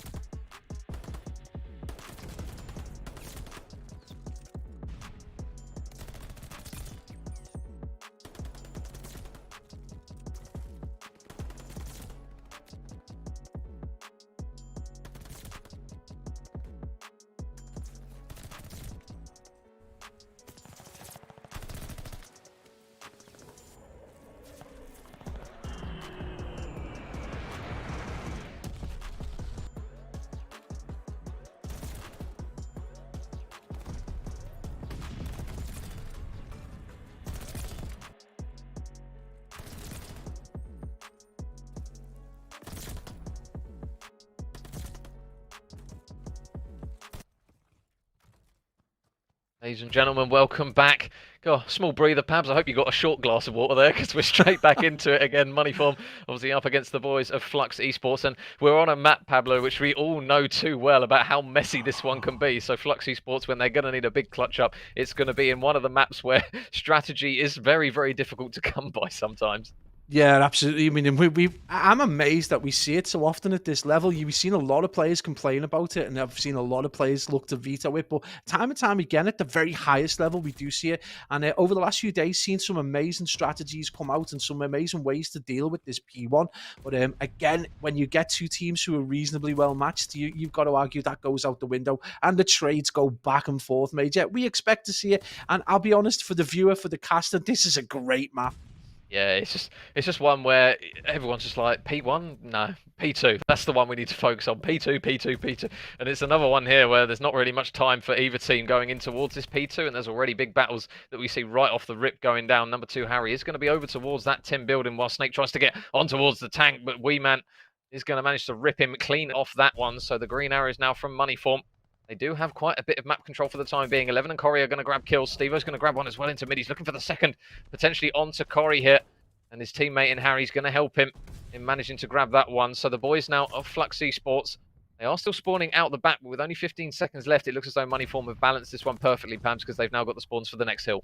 Yeah, absolutely, and that's entirely what if they can't get the time on the hill, they cause so many problems. The Flux Esports just weren't able to maximize any time at all, and look, they're perfectly set up. They've got players pushed out to cause absolute problems over towards Barn, and they've got is ready to pounce to get to maximize the most amount of time. Look how patient they are. If you're a young AM player or team, you've got to watch just how patient these boys are. It does look like though the guys from Flux Esports are going to manage to get the picks, and look at that one towards the back. Sean, who's been having an absolutely amazing game so far, 8 and 6. He has just absolutely caused absolute havoc for the boys in green and managed to get on. And as I say that, they just flood the hill and dominate everyone. I think this is the beauty of Money Form. When they are on top of their game, they can just punch through a hill and take it almost instantly. So already the boys in green starting to rejuvenate a little bit of this lead. Flux Esports did manage to push out. Beans currently on a 3, and they're now combining for 7 as Beans. There's the 4th as well. Clean shots there to take down 11. He's still hunting for that all-important 5th kill. And I don't think it will come form of a player anytime soon. Oh, he's going to get shot in the side, and Sean's going to take him down. So in the grander scheme of things, that's a really big kill there for Flux, because they do have the rotation. Money Form, they hold that hill for a decent amount of time, though, Pablo. They will regain the lead, but now Flux, they're just going to have to hold the wave that is Money Form pushing in. Absolutely, and you've got to look to a player like Sean, who's had, he's 9 and 9. Those 9 kills, some of them have been superbly vital, but a big kill over towards middle. I think it was Harry who managed, drops 11. Guys from Flux Esports is still in Bard, and this is a notoriously difficult kill to get any time on at all. It usually trades back and forth. We're just seeing very cautious, almost kind of like superbly passive play from the boys in Money Form. They want to get set up, and they don't just want to kind of feed the hill. They want to get complete control of that barn and maximize the entire time that's left. And it's not scrap time to them. It's a good solid 25 seconds, and it's potentially, if they're able to get these kills, that's a huge kill from 11, who again is still on the struggle bus. He was on the struggle bus yesterday, 3 and 14 right now, but that could prove to be a big kill as his team gets, a little bit of distance between them. They've got about, 20 or 30 seconds between the two teams right now, and that's huge. Yeah, I'll tell you what, if 11 has a stronger start to the game, Flux Esports could have a really considerable lead at the moment. It will be Steve-O on towards the next hill as that kill feed again lights up green. It's just all green at the moment as Money Form going to look to try and retake this lead for the time being over towards one of the more useful hills for streaks. So you can see now that those glide bombs that Flux Esports weren't able to get. I believe it was Corey who dropped just short of that fifth kill, but Sean able to take down one onto Steve-O. 11's going to grab one as well. So now a good opportunity collapse for Wee Man, looking to shut the door in their face, but Sean, another big kill comes through for him. There are going to be trades in and around the middle of the map, and the kill feed, although it looked red for just the smallest of seconds, Pablo, it just went green again. Man, just when Sean does great work, he manages to get a kill on the on-rushing player, turns around, pure COD timing, doesn't see the player at the back, turns his back to him and gets tied up, and that allows Money Form to just get even more time on what, again, is a notoriously difficult kill to control when there isn't any kind of air ordnance to deal with. And right now, Money Form have just come from a 30-second deficit, and now they're in the lead. And this is ominous if you're Flux Esports. Flux, as an org, have got a ton of fans who'll be watching this, so absolute fingers crossed. I'm sure they'll be willing their team on. But this right now, Money Form with that slender lead, and that is not a position that you want to be in, as the trades do go back and forth. So kind of being able to hang, you would hope if 11 could get a little bit more involved in the game, this would be a completely different story for the team in red. But right now, Money Form, you would suggest on the ascendancy. Yeah, and now Harry trying to go on a bit more of a rampage. He's not going to manage to win that individual gunfight as P1 still Going to be a messy one for both teams. Wee Man is going to already look to try and push down that side of the map potentially. He's just holding himself from plat for the time being while all the engagements go on around him, and he is going to try and finally push out, but another gunfight. He just absolutely fries 11, whose struggles continue even more. You've still got Sean out the back though, so if he can stay alive, that's a really big kill there for Flux, and he does manage to get it. So with 5 seconds remaining left on this hill, Stevo is going to look to try and grab a couple of players in transition, but one kill comes through for Corey. Still another man, actually, in Harry. I was going to say, I'm not sure how he's not being killed, but he's just going to be caught in the glide bomb. And even though they've used that glide bomb, Pablo, they've got nothing to show for it, and the kill feed is red. Yeah, absolutely. And this is the exact position Flux needed to be in. They've managed to negate that glide, and they've got the time on the kill. They managed to kind of negate any time for Moneyform on P1, which is a notoriously difficult one to kind of like do so on. But they've relinquished P2 almost, and with that player number 5 now arguably in the better position to get spawns, this should be a good opportunity. But they've got to do it now, because number 4 has been sat almost untouched, Steve Vortex, on hill for a remarkable amount of time without having any challenge. And right now, that is the kind of problem the Flux Esports face, is that they just can't seem to break the hill in any kind of momentum. And if you lose that rhythm on such a small map, this can become, you know, hugely problematic. And again, only a 20 is so different, but they need to start thinking of maybe chalking this hill and making it around and make the kill feeds green again, which is unfortunate. And Flux Esports really need to go through the gears now. Yeah, and Stevo, oh, that's a big kill from 11. I'll tell you what, he's only just hit double digits, but that could be the biggest one that Flux have had, because if Stevo gets that streak, they then have that artillery over towards that difficult hill, over towards tower, and now Stevo's still going to be roaming his way around middle map, but Flux, they are still on the hill. Just need to try and hold it with the pinch potentially coming through. There's one for Mr. Stevie Vortex. There's 2, and he is carving through them at the moment as he just punches through the front of the hill, head glitch or not, and he just rips Snake, Sean, and Corey all in one quick succession. Stevo showing exactly what he is made of in this map. He's hunting for more, as Sean is going to, unfortunately, try and go through some more bullets that are going to inevitably hit him in the face. But good work from the boys of Flux. They do stop the bleeding temporarily and get some scrap time, but now that all-important rotation, Pablo, over towards the Barn Hill. This time, Flux do not have it. Yeah, and you've got to think about that commitment to the next hill. They've sent Snake over. He is going to play very passively, looking to potentially just get the odd pick. He's going to be able to drop number 4 there. Steve-O's had a monumental game so far, an amazing 3-piece over towards Granny's.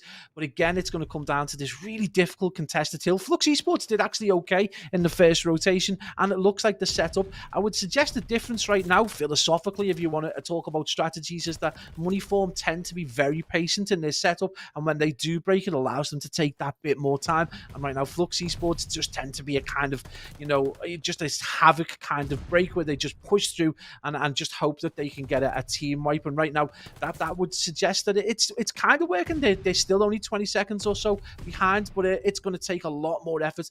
Moneyform still in the lead, and you know, potentially still the only team picking up those 1, 2, and 3. 2 and 3 3 pieces. So yeah, huge plays by both teams, but still very, very close. And you would suspect if Flux Esports could find another gear, particularly on this very difficult P5, this could be a completely different blockage. Yeah, and this is where essentially any glide bombs or artillery could be huge, but Flux, I don't believe they have any on their side at the moment, as Beans and Stevo are going to grab a couple of kills. There's still red arrows out the back, but you can see number 3 in Wee Man. He's made the reads, and there's another kill for Beans, who's just roaming around. And this is the beauty of Bocage. It feels like you can just send somebody on this free roam roll to pick off kills, to disrupt any sort of players pushing over towards the hill. Beans going to fly onto that one, but Corey makes no mistake about that one as he gets cut down. Sean still hunting for a potential more kills, as those players still spawning out the back for Moneyform. So Flux are going to have to try and work their way through.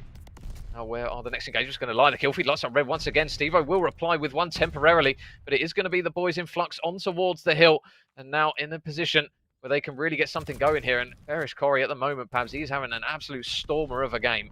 Yeah, he is. I mean, 32 and 23 with a solid minute. But again, it's just not enough. We're seeing, you know, Wee Man held back tree for like 3 kills, 4 kills. They couldn't push him. He read and he waited and he was able to get, you know, just the most important set of kills. That gave Moneyform 40 seconds. They're quite happy to give Flux Esports, you know, a handful of scrap time as they do get set up potentially for that P1. And look, you know, again, we just look at that patience. They don't flood the hill. They're not looking for constant, you know, feet on the hill. They're looking looking to get set up properly and try and maximize the amount of time. And right now, Flux Esports just, potentially on the struggle bus as they head into this third rotation of hills on Bocage. And that is lighting up green rather ominously. You're going to see that time start to tick over. They are very good in terms of turning kills into time, probably the best in Europe at doing it. And right now, 2-2-3 plays 1-7-2 major. Flux Esports need to pull something out. They need to pull it out now. Yeah, it's going to have to start with the rotation. Steve-O is going to be hunting around the back, but nice work there from Luke out the back. Manages to take him down. Harry's going to drop as well, so the initial wave of green arrows has been thwarted, but now they've just got to do it another 10, potentially 15 times here as Moneyform going to try and work their way through. They're going to try and push in through some potential streaks. They're not going to grab any kills, though. Beans is going to get taken down. Bearish Corey going to grab yet another kill for him as he looks to try and push 40 out for his boys. Harry's going to grab a couple of kills as well, but now Harry on the hill. This is going to be the difficulty for the boys of Flux. They need to shift him out of it, and Wee Man's going to be guarding over the top of him. Harry will get taken down, so that's a big kill there from Snake. 11's going to grab an all-important one as well, but Beans, oh my goodness, absolutely fries Snake on that one. Steve-O grabs a kill as well, and now with 5 seconds remaining, Flux Esports, are they even going to be close enough to touch this one? I don't think they're going to be, and they will not be able to touch it. Moneyform are going to take it on the madness of Bocage, Pablo, but Flux Esports, to be fair to them, they put them through their paces in stages. I mean, it's one of those maps where it honestly looks like they're toe-to-toe, but you look at that 70-point difference almost, and that in any other map would be absolutely huge. Obviously, you've got much more capability to drop kills. Look at Bearish Corey, one of the players that we kind of highlighted previously as being someone to look out for. He's an up-and-comer, 39 and 28 kills, nearly drops a 40 bomb in a game he loses, and that is Bocage to a point. You can drop absolute numbers, but if you're not rotating effectively, and a couple of times, the guys from Flux just allowing Moneyform to have a player sat on hill and just absorbing time without any real pressure, and that happened time and time again. And then you look to like through 2 of the rotations on Grannies, they just got cut through like butter and no real control throughout the map. And again, it's one of the differences we see from the very top AM to kind of, the guys who are going to be making up that bottom 4 is there's so much patience in Moneyform. They will wait to get a setup, no one near hill, get the picks, and it maximizes the amount of time they're able to get from each rotation. So superb performance from Moneyform. And again, if you're a younger AM player, watch how those guys play, watch how they set up as a team. It's something definitely worthwhile learning. Yeah, so the boys of Moneyform, that is job done in 1 out of their 2 games this evening. Remember, guys, we've got 2 sets of games this evening, and the other scores currently were Young Galactics. They did manage to take that 3-0 win against United Nations, so they're looking strong again. The boys in Spain coming back with a bit of a vengeance. Obviously, Revenge Tour, the game that we covered earlier, that was also a 3-0. And then also on the main broadcast on youtube.com/COD Challenges, I believe it is now going towards Game 5, if my maths is correct. I think it is. Yeah, so it's going to go to Desert Siege between the Originals and Sucre's Bakery. So if you do want to keep an eye on that one, then be sure grab open 2 tabs. And also, if you haven't done already, hit the follow button, because midweek Call of Duty over these next few weeks is going to be absolutely stacked over here at ClutchGG. So make sure you drop that follow and get interactive in the chat as well. We all love a bit of banter from time to time to give the teams a lot of beef. And boys at the moment in Moneyform, Pablo, they are looking strong, they are looking consistent, and they haven't dropped a series yet. So fair play to those lads. Yeah, absolutely. I mean, we kind of expected it to an extent. There's a handful of teams who we just know are going to do very, very well. It looks like, more importantly, I kind of understand Steve Vortex is entirely focused on doing well at the highest level. I don't think he's going to be playing any of these kind of extra kind of tournaments, private kind of tournaments. He's completely focused on repeating the performance of last year and maximizing his chances of making it to the Pro League. And I completely understand it. And, part and parcel of that is getting his team as tight and as quality as possible. And, some of the things you would suggest that they were struggling in the first 3 cups against the Young Galacticos, I think they've probably shown up and they just look stronger than ever. And then you look at that pickup from Beans, from Ponder Replay, and it just seems to have added a new element to them and a new dynamic. More than anything else, though, they just seem so much more patient. And you look at Bocage, which is, regarded as kind of a very hectic map, and they just play it with superb patience. They don't necessarily get someone on the hill for the first 10 seconds. Once they've got the picks that they require, boom, straight onto the hill, grab 40 seconds, not a problem, and then rotate. Yeah, so a big set of games have now been completed. And don't worry, guys, we've got another big set of games coming up very shortly. If you do need to grab some food, grab a drink, grab your parents, get everyone involved. Come and watch the channel. And we've still got plenty more Call of Duty action, but we will just cut to a short break while we get those teams together and sorted for you. And we'll be back in just a second.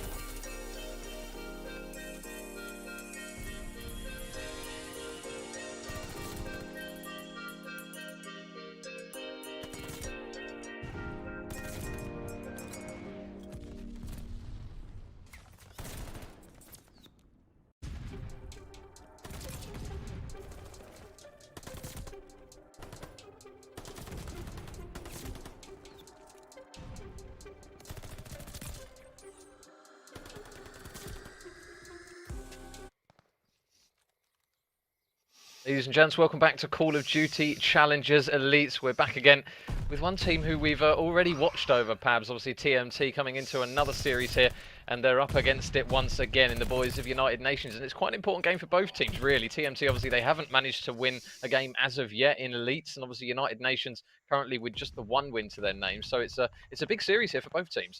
Yeah, absolutely. I mean, you're looking at one team just trying to solidify themselves as being a potential prospect, for that fourth place, and one team who really just want to get into the standings at all. Because right now, this is potentially the game they must win. We talked about it earlier on. They played three of the strongest sides already. Sides you might expect them to get beat by, but now they're in the mix. They're against players and teams that you would expect them to be able to get mixy with. So right now, it looks like they're doing exactly what we wanted them to do, which is they've got a nice early lead in Bocage. It's a healthy lead as well, considering how tight these games are usually. So right now, it does look like it's good for the team in red. Yeah, I was going to say, Mr. BB Connor was leading the charge for the boys in red, but he's just swiftly been cut down by Whalers. Chaxter and Maple going to grab a couple of kills, and so too will Chaxter as he gets another one as well. So really good work from the man who we flagged up. Needs to have big performances for this team if they're going to look to do well in this elite round robin. And again, more kills coming through for the boys in red, Pablo, and they are pushed up on the map here at the moment. The boys in the United Nations, they're going to have to work their way through quite a lot of bodies, even to get close towards the Barn Hill. Yeah, it's been an absolutely outstanding hold there by TMT, and led by the inimitable Chaxter. He's a talisman. He's a larger than life character, and he's doing really well. This is the kind of performance we wanted to see from him. And they're going into what is probably one of the most contested hardpoints in Vanguard. We do tend to see a lot of trades go back and forth. It's great to see Maple positive as well. He's on a 9 and 8, and they it looks like a very flexible performance. A lot of time across all four players, not one person really doing a lot of the work in that sense. So good plays so far. United Nations, they're potentially about to be on the receiving end of a strong whooping in Bocage. Yeah, and they're going to be forced to retreat over towards the new hill already, so 100 points is going to be the difference.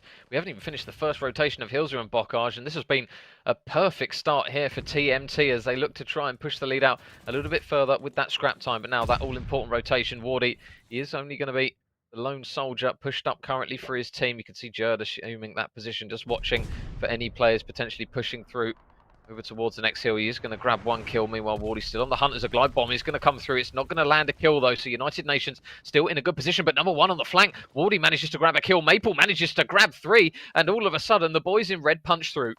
Oh, absolutely unbelievable plays right there. And this is the kind of performance we wanted out of TMT. Finally getting their shots on point and dominating. And of course, as I say that, United Nations burst on through with a solid wipe. And they've got a beautiful setup as well. But look at number one, Wardy, 13 and 7. He's inside Granny's. And of course, Curse of the Caster. As soon as I mentioned him, Jerd bodies him straight away. But a nice setup right now for United Nations. Potentially going to be able to get this scrap time. And Major, I might just stop talking because it's gone red.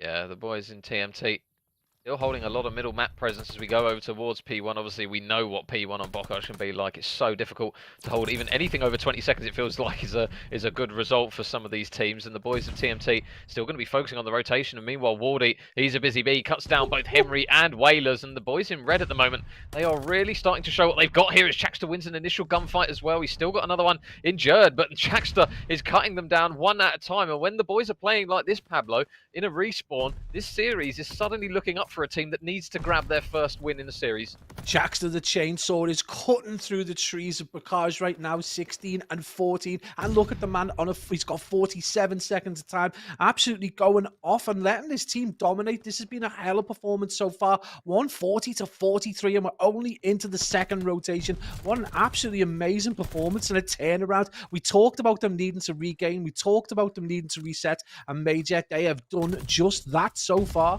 Yeah, still 100 points currently the difference here. And the boys of TMT, they've played this pretty much perfectly. They've flipped those spawns out as the players look for the hunting more. And User, a couple of kills, looking for the third. Wardy not going to have any of it on that occasion.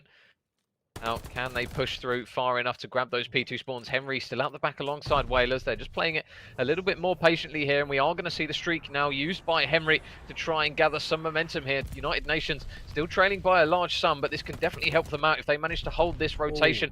But number 3 in the back, Chaxter, he's looking to try and prove to be the spoiler.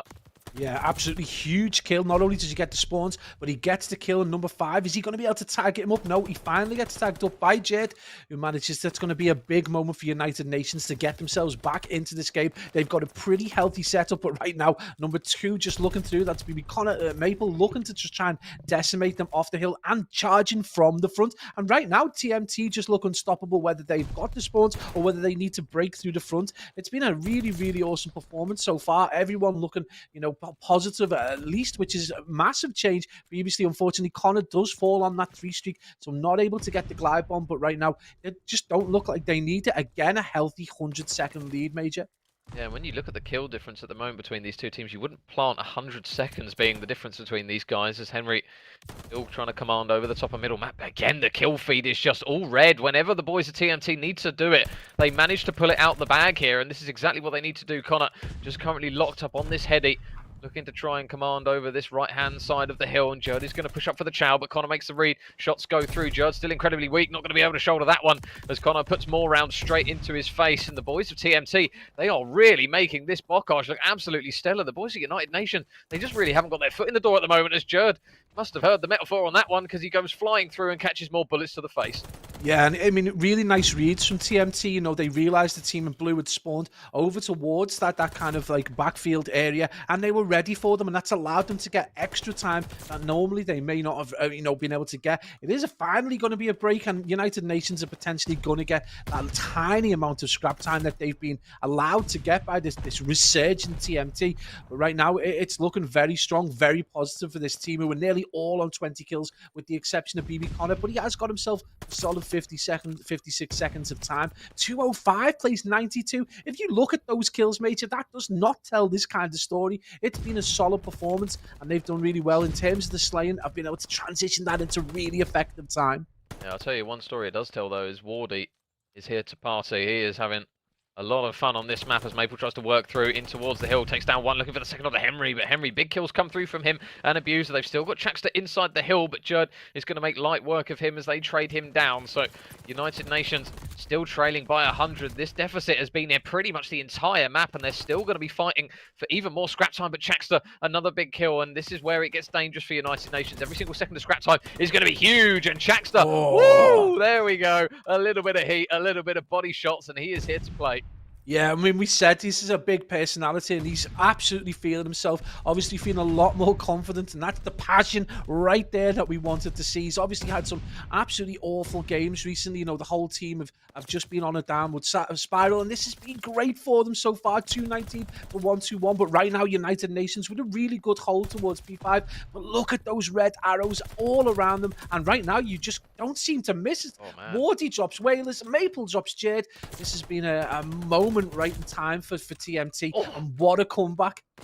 Wardy is just final boss at the moment. He is absolutely all over the place in terms of kills, in terms of gunfights, and he is winning every single one of them, it feels like, at the moment. So again, United Nations feel like they're fighting for what is left on the hill. Still 15 seconds remaining, and another kill comes through for Abuser, as Wardy is going to trade him out eventually as well. But now TMT, it's not going to be easy to get it done on this P1, but every single second now that ticks in their favour is going to get them ever closer. United Nations are finally going to manage to get the deficit pretty much down to around 78 points in total. Abuser going to win a gunfight as he's still lurking over towards the P1. You can see the boys of TMT, they don't want to give up this P2 rotation, because if they can at least tickle a couple of seconds away here on P1 and still hold that rotation, it's going to be glorious for them here in map number 1. But the boys of United Nations, they're not going to go down without a fight. Absolutely. I mean, you consider just how big the disparity was. They've almost brought this back to within 70 seconds. They're very close to it being one solid hill rotation, which is inconceivable at the start of this game, where Bocage, they've just absolutely been blown out the water. But what a comeback from United Nations. Everyone firing all cylinders. Henry on a 30 and 29 with good 43 seconds, and we're just seeing a great performance. And you would suspect if Jade was just able to get, a little bit more kills, just a few more 2 and 3 pieces, this would be an entirely different game. Well, hats off to United Nations for making a great comeback there, Major, but still, it's about 70-second difference. Yeah, TMT still just edging closer. They still need 27 seconds remaining on this one, and United Nations, they do have that rotation now. Chaxter is still lurking inside of Barn, but he's going to get taken down, and United Nations now, the first wave of kills has come through, and I'll tell you what, if you're TMT a little bit here, just got to try and regroup and regain here. 23 seconds left on the timer as well here, so if they can manage to even just get a contester on Bocage, we've seen it a fair few times where these series have been pushed right out to the timer rather than the score. And now Can Abuser managed to grab a kill. Maple No rips his head clean off. BB Connor manages to get an important kill as well, so they're back on the hill. And with only 20 seconds remaining, Pablo, United Nations, they've got to go, and they've got to go quickly. Oh man, I mean, they've got to cover that geography because there is literally no time at all with 13 seconds remaining. It is going to be almost a team wipe. Number 5 is going to be Whalers trying to get around the back, but if he gets tackled, finally gets a kill, he's going to be able to get onto the hill. But 16 seconds remain. They need to get another body on the hill. But who's there right in the end? And with awesome shots, BB Connor is not only going to get that kill over towards Abuser, but he's going to get onto the hill, and it's going to be TMT with a really, really hard making. No, they are in grannies now, so it's going to be TMT. Finally, Major, who managed to push it over the line. But boy, from a 100-point, lead, they managed to make that so difficult for themselves. Yeah, and that is a huge map there. Obviously, this is the series that we will be keeping a closer eye on as it has now got underway. But TMT, a huge statement from there in that series and potentially in the whole elite as a whole, really. They really need to try and get some momentum going, and hopefully that can be the catalyst for those boys. But this is going to be our main series of interest here. Pabs Moneyform up against Sucre's Bakery. Moneyform, they are now the only team that has won every single game. Sucre's Bakery obviously dropping their previous series that we didn't see all of, but the boys of Moneyform at the moment. Let's see if they can go. Let's see if they can go 4-0. Yeah, right now looking very, very, confident and looking very good for their money and their form, no less. But right now, slender lead. We come from one Bocage where there's this huge disparity in terms of time, and then we come over to this much tighter game where there's around about 12 or 13 seconds in it. The kill feed, going the way of blue, and you look at those two players right there, Supia and Sukri, who had monumental performances yesterday, 2 of the highest KDs overall from the 2 games played, absolutely going off. But it's not been enough. They're still slightly behind against Moneyform. And one thing I would say, Major, this could be a very interesting Bocage because both teams playing it kind of cautious as well. These will both look to get picks before they decide to potentially, just rampage onto the hill. Oh, and Yakko, almost the pre-fire comes through there. Weeman and Beans are going to stabilise the ship for this next rotation. So Sucre's Bakery, 15-second lead, is now starting to whittle away as Beans is just going on this roaming role. And this is where he can be such an impactful player as he gets another kill. Super, the man who's currently performing for the side of Sucre's Bakery on this Bocage, is going to be there to shut him down. But now Moneyform with the rotation, with the positioning, now it's going to be a case of can they fly through. Harry with some really clean shots up close and personal, going for the second onto Yakko as well. And oh my god, Harry gets the broom out, sweeps them all off their feet, and the boys of Moneyform now really starting to put up a bit of a lead here. That 3-piece pushes Harry over to 13-10, and he's on a 4 streak. He gets... No, it's not Harry we're on. Did he not get that kill? He gets knocked off on the 4th. I was almost certain he was going to get that kill over towards the front grannies. He doesn't get it, so the glide bomb isn't captured. But look who is 1 away. Sukri 10-8, one of the players who went absolutely off yesterday, is 1 off getting the glide bomb. The kind of air ordnance we see important over towards this P5 hill. The question is, right now, Sukri's Bakery shaping up for, or was shaping up for an 8 streak, and now it's back to a 4. And Major, we're still looking at Moneyform. They're slightly behind, and this game is going back and forth. Yeah, that's a really big kill for Sukri, and the streaks are going to start to land from above as Super takes Beans down off of that hill. And Sukri's still trying to push for another one. He is only going to grab 5 in a row as he gets shut down on that occasion. Weeman is going to grab a kill as well. So in towards the hill as it gets a little bit messy. Weeman going for the chow, but the man who is more than known as being explosive, Mr. Eric Boom, comes out with 2 important kills to potentially stop the boys from Moneyform from getting on the hill. But Harry is having absolutely none of it. It just feels like Battle of Eclipse as Harry is not missing a bullet at the moment. Mate, that was disgusting. Absolutely body Super.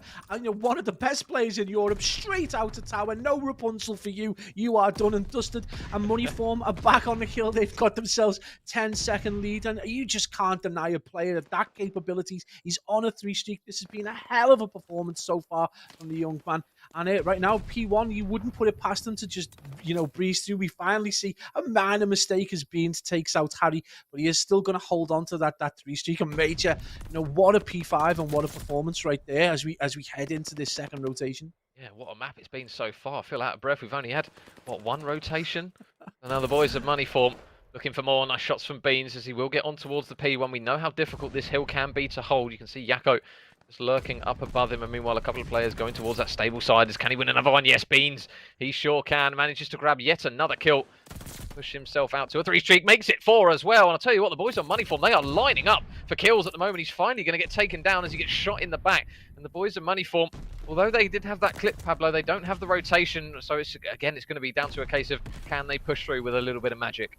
Yeah, not only have they not got the rotation, they've probably spawned as far out as is conceivably possible on this tiny map. And it's a great play by Sucre's Bakery. They take an inordinate amount of time on this P1. It's going to get them almost level. And they've got the spawns for P2. And not only that, they've got that little opportunity to get them set up in their preferred position. So you would suspect this is going to be a really good hold from the boys. I mean, you've got to love it when you see Eric Boom dropping the 2 pieces. He's 18 and 21 though, and he just drops on that 4 streak. And again, tantalizingly close to getting these glide bombs, but never quite being able to get it over. Right now, again, Major with this slender lead, but they're looking good for this P2. Yeah, Yakko, one away from another streak here. And he managed to grab it. Stevo's going to be dead to rights. There's 5 in a row now for Yakko and his teammates still holding the hill time. So Sucre's Bakery having their cake and eating it. And oh my god, another kill comes through, but this time for Sucre as he manages to join the club. So 5 streak for the both of them. Yakko makes it 6 as it's just a battle of who can get more. And again, Sucre just manages to even it up, and we'll see if he can manage to better him on that occasion. No, they're both going to end on 6. But I'll tell you what, Pablo, those kills are really important for Sucre's Bakery because they should have 2 glide bombs and 2 strafing runs ready for the next couple of hills. Yeah, absolutely. I mean, how often do you see money form absolutely bodied off a hill? They didn't get close to it. They got the smallest amount of scrap time at P2.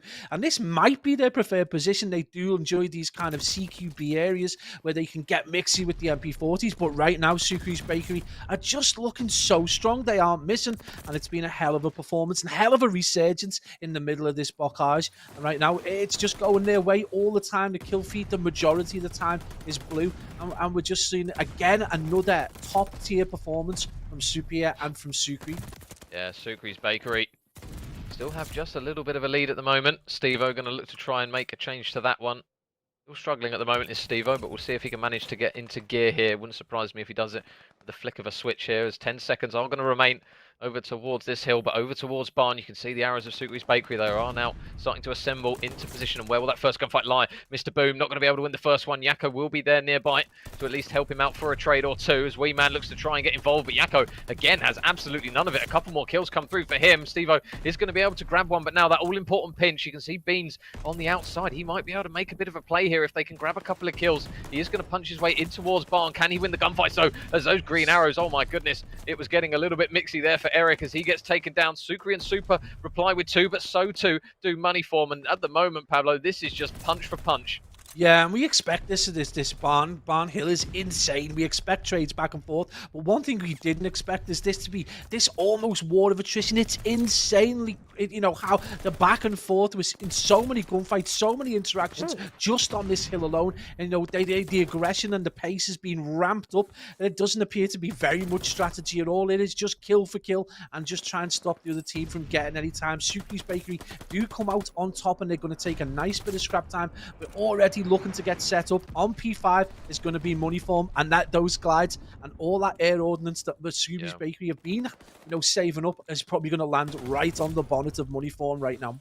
Yeah, and arguably used it on pretty much the most effective hill they can here.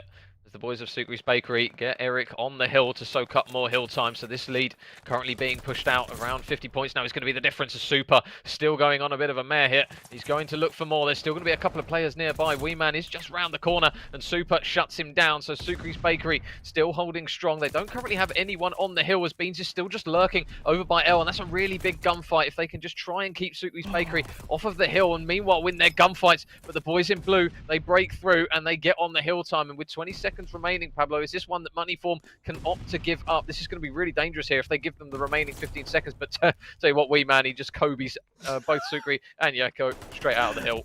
Huge grenade there and a massive 2-piece, and Beans is going to back him up as well as he takes down Eric Boom and Super. And that, again, you know, if there is a team that can happily chalk a hill at 20 seconds and then maybe get the full 60, it is going to be Money Form. But again, it's not super close. It's about 35, 36 seconds between them. And right now, Money Form really need to step up that gear and play the way we know they can play. Otherwise, they're going to get blown out. And right now, yeah, between Yako and Eric Boom, they are just not missing. Eric Boom's so close to that balance, KD, having a really good game. 1 minute 13 on the kill, but you just got to look to the likes of Yako, 35 and 28, and still giving a good positive 40 seconds. So right now, they're doing the impossible. They've got that P1, and look who's there ready to take the kill. Number 2, Yako, going to tie up, get into Grannies. Can he get the kill? He does get dropped. We see a TK go down as it is Beans who drops Wee Man with a nade, and the trades go back and forth, and it's a break, and this could be another fight of 15 seconds.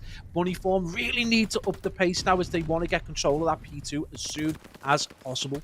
Yeah, Yako able to take down one before he does fall, but now can those green arrows push their way in towards that P2? Because you can see Sukri, he's just locked into position. There is going to be a man in Eric Boom potentially pinching, and he is going to take Wee Man down. So now those players on Money Form, they're going to have to be a bit more aware of checking their corners here. They can't just opt to aimlessly run through, and Yako's going to invest a glide bomb to keep a couple of players inside. So Sukri's Bakery, they are banking on this hill here as they manage to get within 20 seconds. Now Harry on towards the hill, he flies, but the trades come through once again for Sukri's Bakery as they look for more kills, and again another pinch, this time in the form of Yako, who's going to try and come through. Can he manage to take Wee Man off the hill? His team man's going to be able to do it instead. So with only 15 seconds remaining, Sukri's Bakery, they can still win off this hill. Money Form have now flipped the spawns, but it looks as though it might be the timer that causes the issue here. Can they manage to get on the hill? Shots coming through from Yako, looking for more. There's still a man located all the way out in the back in Harry. They look as though they're going to try and just work this contested with 30 seconds left on the clock. The boys are racing towards the rotation, Pablo, and number 5 Beans, he has to go absolutely huge. He's got an absolutely enormous job right now. He cannot lose a gunfight if Money Form are going to take this.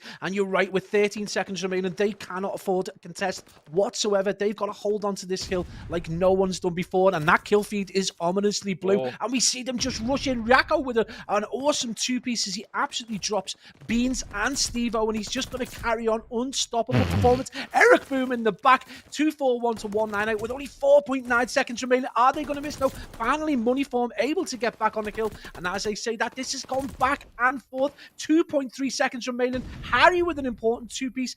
They managed to get back on the kill. Major, is there any way that they can possibly turn this round? Oh my god, boys, let's come up for air. Holy crap, there's so many people in this hill at the moment, and it is just gunfight after gunfight, but the contest is still there. 0.5 of a second. They just need to get off the hill, and Sukri's Bakery. Holy, that was a hell of a map, number 1, between these two. 243 to 214. It comes right down to the timer in the grander scheme of things, Pablo. But if that is a map to go by in this series, that is an absolute banger, and this series is going to be incredible. Oh, man, I mean, I'm going to have to go and get some throat relief because we are going to be hoarse by the end of it. We're going to need to be in the stables by the end of it. Eric Boom goes off, dropping a 40, making a massive comeback. But who's there? Superior with a 43. That game was back and forth. And welcome to Bakaj, everyone. I guess if you've never seen it before, this is what it's like. It's the second time in 2 days that this game hasn't gone to the full 250. It's gone to the timer. And that happens time and time again. Money Form just lost their way towards the end of that first rotation. And really, at the beginning of the second rotation, just, you know, the guys from Sukri's Bakery able to chain hill after hill and just look really strong. And this is the kind of performance you need when you go up against the very, very best in the EU. Yeah, we'll see it there on the screens. Look at the engagements at the moment. I'll tell you what, I hope Sledgehammer have got an affiliation with Lemsit because we're going to need a hell of a lot of it after this one's done. As you can see there, look at that, Eric Boom, 40 and 39, literally 1 off of 80 engagements. Pretty much everyone is up there and about. Steve-O obviously struggling a little bit on that one.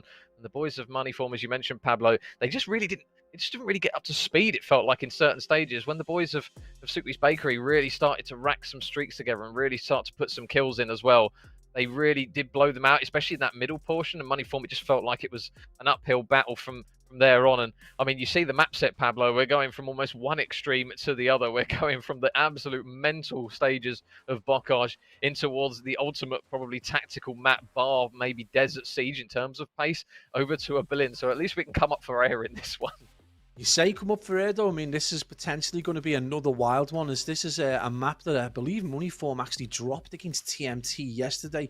I'll just need to confirm that with the notes, but I'm almost certain they took a Berlin S&D off Money Form. So Money Form already if there is a weakness, it is potentially this Berlin S&D, and obviously Sukri's Bakery with some really, really fine heritage players in terms of S&D. So this could be another absolute banger.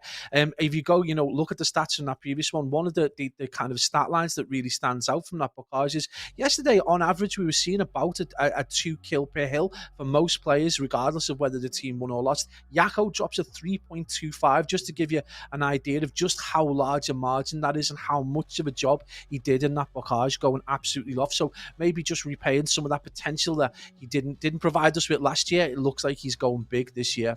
Yeah, and just some other scores as well, guys, coming through the doors. We've had Young Galactics. They did take a Berlin off of Flux Esports, 250 to 204, so not necessarily the scoreline you would come to expect. So Flux are obviously putting a few teams through their paces as they do unfortunately drop that one. And meanwhile, Revenge Tour, they take the Tuscan Hardpoint 250 to 71 against the Originals. So from one extreme almost of Flux Esports really arguably overperforming against a Young Galactic squad. So the boys of the Originals really struggling against Revenge Tour. And obviously, Paz, with all these actions and all these games going on at the moment, this is where crunch time starts to happen, when these teams are obviously with 7 games that they can play. When you start to hit the 3 or 4, if you don't have a notch on the board, it's going to be really difficult. Yeah, I mean, you've got to start basically thinking that you're going to be back in the pool of having to qualify again for elites, especially if you've already dropped 3 and potentially on the struggle bus for the 4th. But there's plenty of teams who are kind of 1 and 2 and 2 and 1, and so there's still a lot of great matchups to come. And even the teams that are essentially at the point where they may be just making up the numbers can still provide banana skins. You still got to win those games. If you're in a tricky position where you're potentially 5th and you need to get that 4th position, there's still some massive games to be played, and there's still a lot to be learned as well. So maybe if you are a team that's struggle bus material, they haven't done so well, still go into your games, take the VODs, take that information, take it as great practice, and then try and go back to the lab and reapply it for the next time when you're potentially going to come up against these guys. Yeah, so obviously Berlin's Search and Destroy will narrow it back down onto the series we've currently got, Pabs. Obviously, Sukli's Bakery, in terms of aggression and in terms of kills, it's going to be a completely different pacing now going in towards the Search and Destroy. And you look at the boys of money form at the moment, you're definitely going to look to those those automaton players to really get first bloods and potentially get first picks, because we saw it earlier in the Berlin Search and Destroy between TMT and Revenge Tour, when you have that couple of players.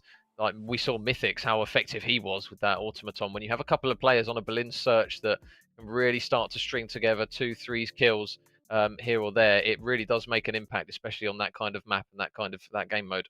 Yeah, and I think we've potentially, got the kind of players in these two sides who are going to make exceptional use of the sniper. But we are going to head into this TMT United Nations, and I mean, already we can see we've got some players who potentially need to get a little bit more involved. It's a 2-all presently in this Bocage S&D. It's a wild S&D again, plays a lot like TDM at times. We don't see a lot of really high level strategies, just great big pushes towards A. And again, we've had this conversation in the past. It almost feels like it almost looks like it was built for trophies, but again, you just see this as a nade happy place. Presently, TMT are 1-0 in the series, so a good opportunity for them to go big against United Nations and Major. It's going to be Whalers in the unfortunate position of a 1v3. Yeah, we know how close the engagements are in Search and Destroy on Bocage. Whalers is going to have a fair few of them. He's going to get shot in the back. So TMT, they are going to take that round and take the lead now. 3-2 going to be the difference. And this is one, again, Pablo, obviously they managed to take that map number 1. As you mentioned, it was 250 to 176. We did manage to glimpse the end of it. TMT, obviously a team that necessarily aren't a huge favourite in this one. But if they can go 2-0 up in the series with the help of a Bocage, this will be massive for them in terms of confidence. Yeah, absolutely. I mean, it's a huge moment for them. Absolutely, if they can get that. We talked about, the Chaxter being a big game player for them. I think if he comes through, when he does, they tend to do really well. But everyone needs to chip in right now. So TMT, again, one of these teams, we really does need to get, as you say, a notch on the board. Big opportunity for them to do that now against United Nations, who you would say potentially have been quite inconsistent. Sometimes they've played quite well, and then sometimes they've gone completely off the boil and been like almost a Jekyll and Hyde side. So this again a big opportunity for the team in red, and kind of like you just want to see them perform really well. Obviously, after a day like yesterday, you don't want to see them go 0-2 again. Yeah, and Bocage definitely feels like a map of like a house of cards, really, and Search and Destroy. As soon as that first kill comes through, it is just absolute madness. You can see Connor out the back's going to fall straight away, and already Henry and the boys are going to try and get involved. Maple, they're going to reply with a trade, so it is now 3 versus 3, and that bomb over towards this other side, which we don't tend to see a lot of teams tend to operate around, over towards the B site. They are now going to stick the bomb, Jerd. in charge of planting. You see Maple, though, all the way out in the back. Is Whalers going to make the read that he's out here? Oh, the shots come through, but Maple doesn't miss a bullet on that one. 4 in a row. A really important kill is now going to put him 1 away from a glide bomb, and in potentially a map that is as impactful as Bocage Search can be and as difficult it is to get picks. This could be a really important kill here for Maple. Yeah, absolutely. I mean, you've got to look to Whalers there. I mean, some very windy shots, and he gets tagged up by a resurgent Maple. Right now, it's going to be a 2v2 as Abuser and Jed left with a lot of work to do, and it's going to be Jed all on his own. But the question is, can he time it in a 1v1 against Maple? He knows Maple is on the stage, and he's just going to play the time.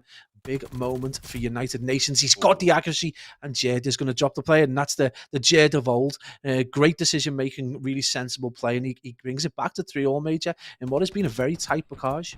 Yeah, King Jed was playing it smart. A lot of players would have seen that player and just cracked a few shots off, but Jed playing it smart is going to manage to grab that one. So we are going to flip back over towards our other series. Sucre's Bakery up against Money Form, and we are going to get this Berlin search underway very shortly. So we will keep you updated as the other series start to progress and the other scores start to come through. But a big map here for Money Form here, Pablo, if they're going to look to try and retain the confidence of being potentially unbeaten here in this series. Sucre's Bakery obviously taking that first one, and it was an explosive one. So now Money Form just going to have to slow it down, just regain and try and get back on track. And realistically speaking, probably not their strongest S&D. I mean, they lost one to a team who you would suggest are probably highly on the struggle bus, not maybe nearly as much as maybe Flux, but TMT took a Berlin S&D off them. And right now they're going up against the side who are very confident. They're great with the sniper as well, so we should expect to see that come out at least to try and get some information. But expect this again. You know, we watched that Bocage, and although it came down to the wire, the very first few rotation was kind of cautious. We saw, you know, that same kind of strategy that we like to see from Money Form. So expect this to be reasonably cautious as well. Yeah, bomb goes down. Steve-O is nearby, and he is going to tag up one player with a nade. He's not going to check the right corner, though. You can see Yakko just waiting. He's going to spot him, though, after that one. Super is going to grab a kill. You can see Eric just located all the way out in the back of the warehouse, and he's just toying with him at the moment as they do manage to grab yet another kill. Steve-O, you're hunting for more. Wee Man is going to manage to grab Eric out of the back now, so it's going to be 2 versus 3. Sucre and Super, can they get the kills? No, they drop by the wayside, and a big round, a big opening round as well from the boys of Money Form, and a good regain of that bomb site, Pabs, which we say time after time isn't necessarily the easiest thing to do, but really good teamwork there from the boys in green. No, I mean, like an absolutely awesome defense right there from Money Form. It's again, we talk about the difficulties, particularly in Vanguard, maybe compared to Cold War, where it's really difficult to get a clutch, and it just shows you why. You've got players with so much, you know, width in terms of geography, able to get a ton of information and able to drop that player with relative ease and then get the defuse. So again, it's really problematic if you end up in these 1v2, 1v3 situations, and it just tells you how important it is. You know, that non-traded kill score, that is the reason why it's so vital to keep that down, get your trades. But again, it is obviously difficult on a map with the geography of this size. Yeah, and first blood again. Super, he's going to manage to get a pick onto Steve-O on that occasion. So now Wee Man just watching over this left-hand side. His teammates are going to start falling by the wayside here as Eric's going to manage to grab another kill. So bomb will go down. You can see Beans and Wee Man, they are nowhere near each other at the moment. So it's going to be really difficult here for Beans as they look to try and cook him up something special in the bakery. And Mr. Eric Boom is going to do exactly that. Lands a muffin right in his back pocket. And I'll tell you what, Sucre's Bakery, that was a really clean retake as well. These boys have definitely been practicing their B retakes, Pablo. That was pretty clean from the boys in blue.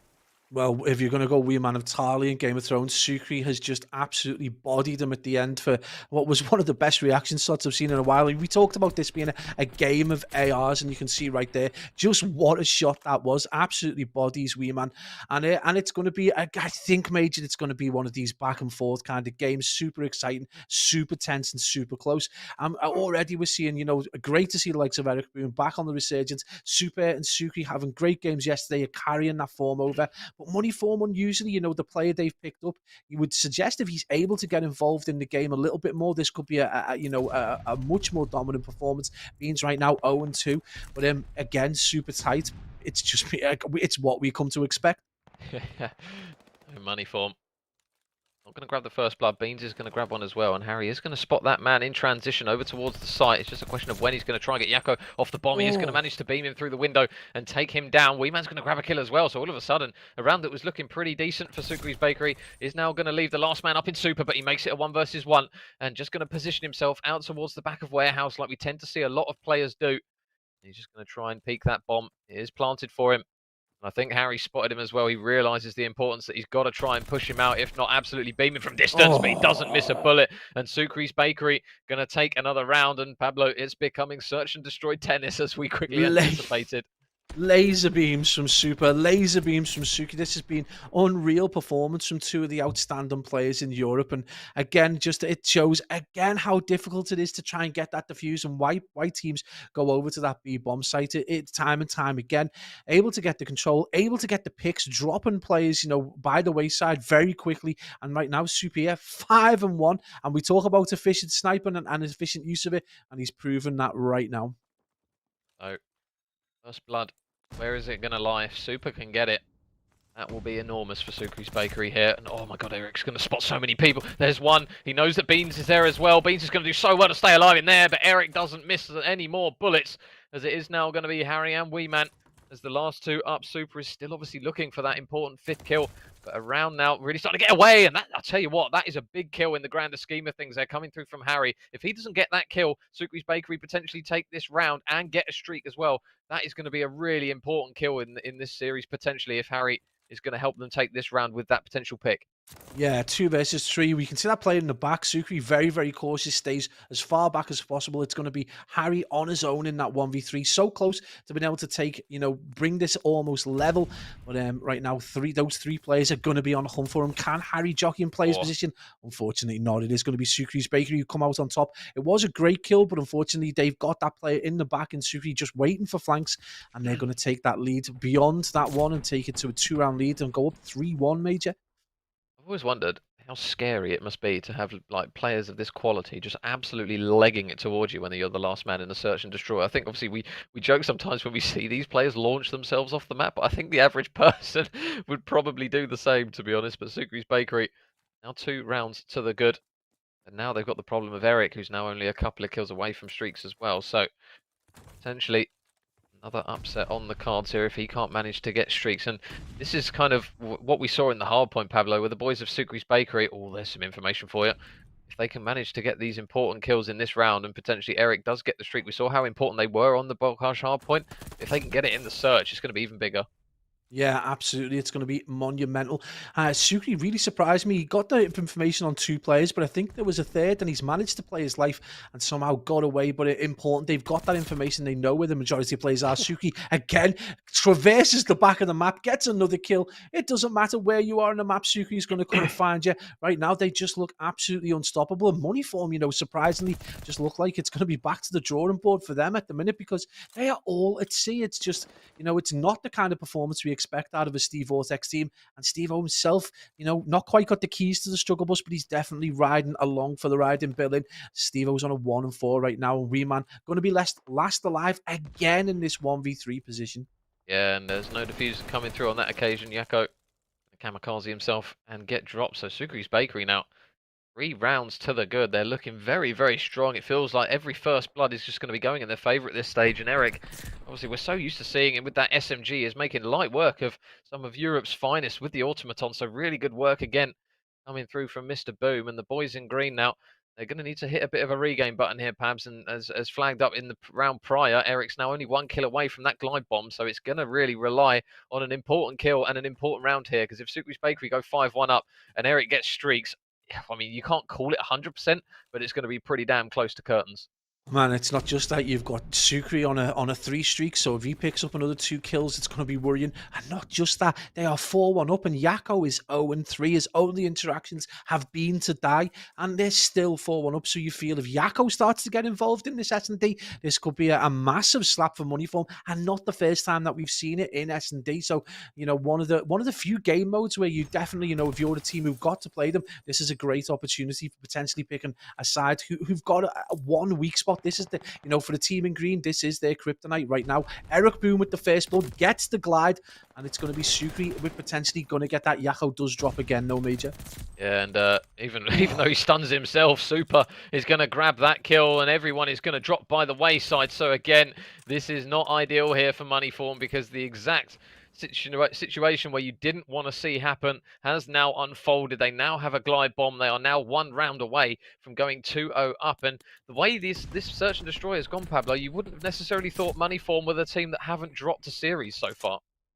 Yeah, I know. This is the thing, isn't it? It's like you just it's insane plays right now. Sukri, you would expect Sukri's Bakery to have a flawless kind of performance, but right now it is Moneyform who are potentially on the back foot. And we talked about this earlier on. We're talking about 3 players who are 3/4 of Mavericks, and with the player who was cited as being the potential phenom of last year, and Yako, they might just be hitting that final form right now. And right now 5-1 is looking like pretty good form to me. So, are we going to see a streak from Eric on this occasion in this round? Steve-O try and nade Yako out of the point, and he is going to manage to take him down. So a first blood, but Sukri again manages to reply with a kill. So Sukri's Bakery now make it 3 versus 3. Steve-O still hunting for more. Bomb is going to go down. Now they're going to have 40 seconds left on the clock. They've got to be careful though, and the glide bomb's going to be invested now. So Sukri's got one. He's using it. They're just having them by the wayside, and all of a sudden now Harry is the last man up. They know where he is. He's got the sniper as well, which is not going to be ideal for him as he tries to go for a pick potentially here. But it's going to be so difficult. Sukri spots him. He's not going to be able to quick scope him on that occasion. And Sukri's Bakery, Pablo, what a statement that is from them. 6-1 and now 2-0 up in the series. I mean, if you'd have said this at the start of the game, we would have just laughed. 6-1 against Moneyform. We know that they've got a slight history on Bale and S&D of not doing great, but 6-1 is insane performance right there.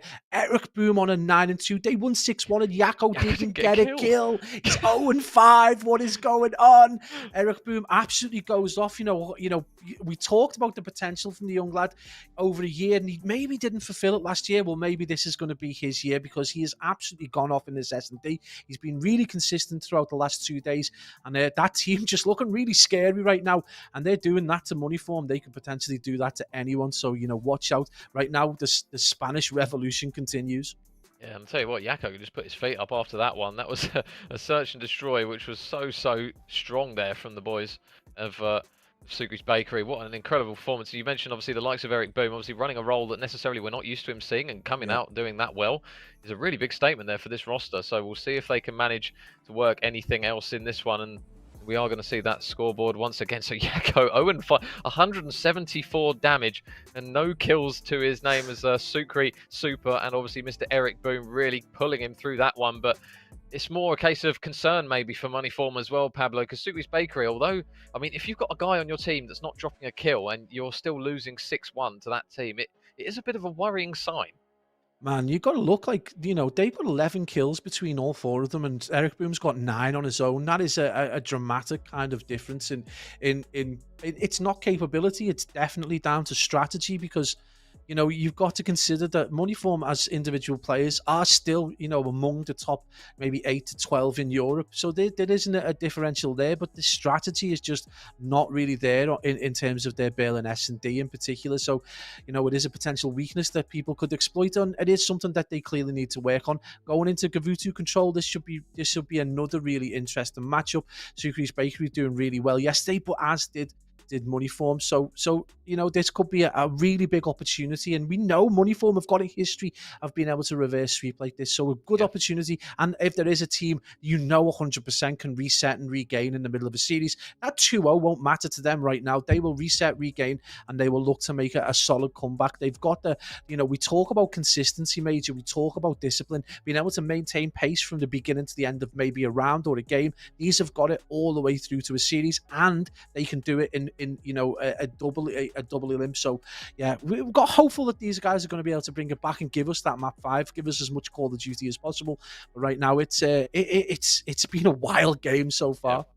Obviously, before we quickly go into more depth into that Gavutu control, we do have a couple more scores that have come through as well. So TMT, they do drop the search and destroy. So the boys of United Nations, they tie up the series 1 apiece, and it went all the way to round 11, 6-5. So the boys of TMT so close to going 2-0 up in that one. And then the boys in Young Galactics, they 6-0 Flux in the search and destroy, which arguably we kind of mark as being Flux's top game mode. Young Galactics blow them out the water. It was a bocage, to be fair, which in terms of strategy isn't necessarily the most robust one, but really good work there from the boys of Young Galactics. So they are now one map away from potentially winning that one 3-0. But over towards this map number 3, Pabs, for this series, Sucre's Bakery, obviously one map from potentially 3-0ing the team that hasn't even lost the series so far. We're obviously going on to a Gavutu where we've seen quite a bit of Gavutu control between the pair of us. That we see on Tuscan kind of the preference of the 2 points of which to capture first, which to capture second, and on Gavutu it is very much apparent that B capture point over towards the beach side, that is the one that teams pretty much bank on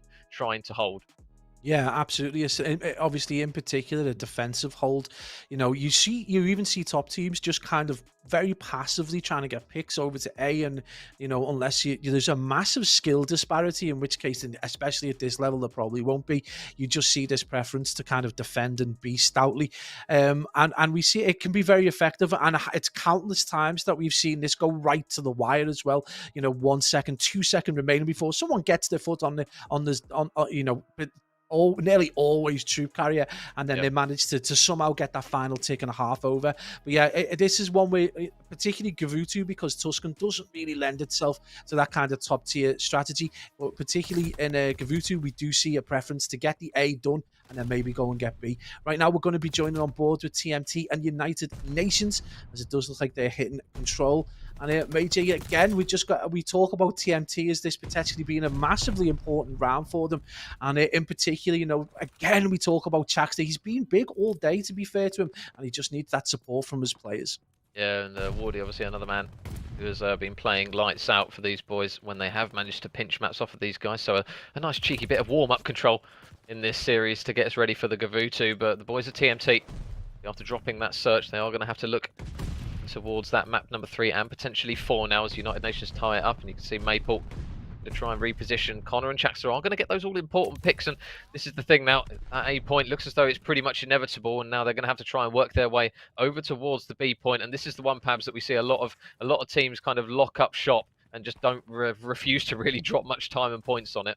Yeah, and you do see this from some of the top AM teams where they won't rush to go and get the B. They'll look to try and get a setup, but it looks like United Nations have already got a fairly solid setup. They're well defended, and it looks like it's going to be number 6 there, Whalers, with that really important job. Unfortunately, does fail, as it is going to be Connor who manages to drop him. That's so vital. Look how important it is. You've got to see, and again he gets dropped. That back tank, vital to controlling this B area. Great kills right the way along, but number 1, Wardy has made his way through. So again, this could be a massively important pinch, as United Nations, Major, are spread quite thin across the middle of the map.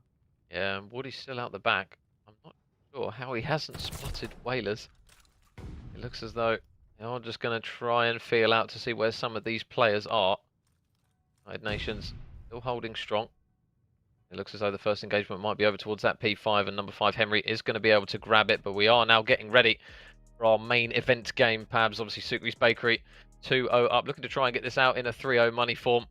They are on the brink of potentially dropping their first series in this one. And you called it before, Pabs, if there is a roster that you look to say, right, okay, call upon the experience, hit that regain, it's going to be these boys of money form, but they're going to be with an uphill battle, to say the least, the way that Sucre's Bakery have been playing from what we've seen so far today.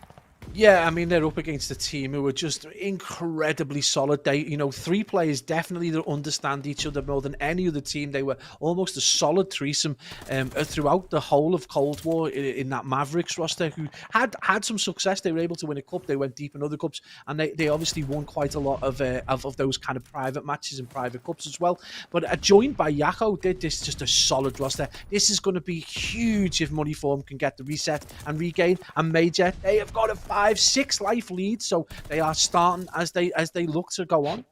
Yeah, and this is the brutality that you can sometimes see in control. And Moneyform at the moment, they are pinning back those blue arrows left, right, and centre. Beans is now on a 3. You can see Wee Man on a 4 as well. Currently combining for 10 between 3 of their players. As they, oh my goodness, the kill feed lights up green once again. And for an opening round here and an opening statement, Moneyform have just come flying out of the gates here. They will finally manage to drop Wee Man. Beans is now 1 away from streaks here, so he's going to have to try and just play this a little bit more passively, a little bit more patiently to try and grab a pick. With 14 seconds left on the clock, they do not have a lot of time to go. Wee Man still locking down this lane, looking to try and snap onto some more players. Super and Yakko, they are going to be up there, but more gunfights coming down in towards other areas of the map as Beans does finally get 5 in a row. But with the timer the way it is, what an opening round for Moneyform. That is how you play Gavutu Control.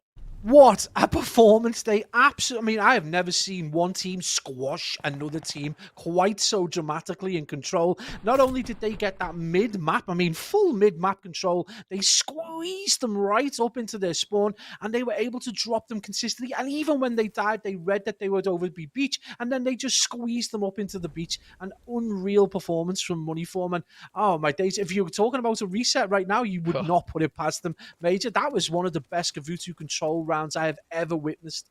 Oh, we said press the regain button. They have literally just walloped it with a sledgehammer. So really clean opening round from Moneyform.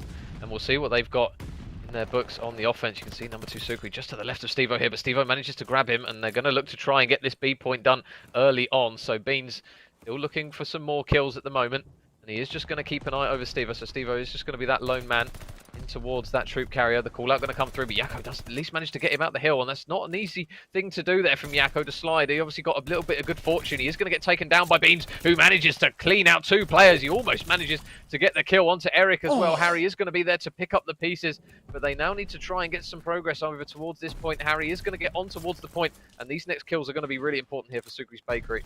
Yeah, I mean, it's not an ideal setup right now. If you are Moneyform, they have obviously gone over to that more difficult B zone to try and get it. They're going to require so many, you know, they've got to be set up perfectly. And right now, it's been a really nice defense from Sukri's Bakery. Not able to get 1 tick over. They are just about to do it. And look how much they've had to invest. It's cost them 8 lives, and they've got 1 tick of B. It just shows you how difficult it is and to get that attacking round. And a good defense so far from Sukri's Bakery, who've managed to also just keep the life count almost tied up, which was not the case in the previous round. So nice defense, but it's going to be reset and regain again for Moneyform, as they're going to need to again get these cautious picks, and they've gone for that easier A site. Yeah, Stevo is going to push out, and he manages to fry Sukri there and catch him out with a bit of timing. So Stevo, now 3 in a row for him. Yakko and Super are going to just grab some kills, though, to take them off of that point. So again, time is still ticking here for Moneyform. 20 seconds remain on the clock. Wee Man to try and progress his way up the map. Nice shots into Super, but Super doesn't miss a bullet and makes him pay for the 1 that Wee Man misses. So Beans does grab a couple of kills. They're still managing to get on that A point and at least get the timer to stop for the time being. But now first tick comes through. They still need 2 more, but Harry, that's a big kill, manages to stay alive. They've still got Eric nearby as well, if they do want to try and contest and potentially take him off and push that timer down, and that's exactly what they're going to do. So Moneyform, they're going to have to drop onto the point. Super looking to try and be the spoiler. How many can he grab? There's 1 onto Beans. There's still another man out the back, and nice reads onto Harry. Harry is going to fall alongside Stevo, so now it's going to be down to Wee Man, and with 5 seconds left on the clock, Sukri's going to take him out of that point. So I don't even know if Beans is going to be able to touch this point. 1 second remains on the clock. He's not going to touch it, and after a brutal first round, Pablo, Sukri's Bakery, they do manage to reply with 1 of their own, and they hold strong on the defense. I mean, it just goes to show just how difficult the attacking rounds, I mean, in both maps are, but, you know, Gavutu providing there just how, if you've got a solid, cohesive defense, that you're going to be able to do that. There was a beautiful moment in that game where our kind of team leaders there, if you want to say, Sukri and Stevo, had a really long dance around P1. It was quite entertaining. Stevo came out on top, but finally did get dropped, but 1-1. And again, we see this game go back and forth. A little bit tighter, thankfully, than the S&D, but right now it just shows you how difficult it is to try and win an attacking round on Gavutu control.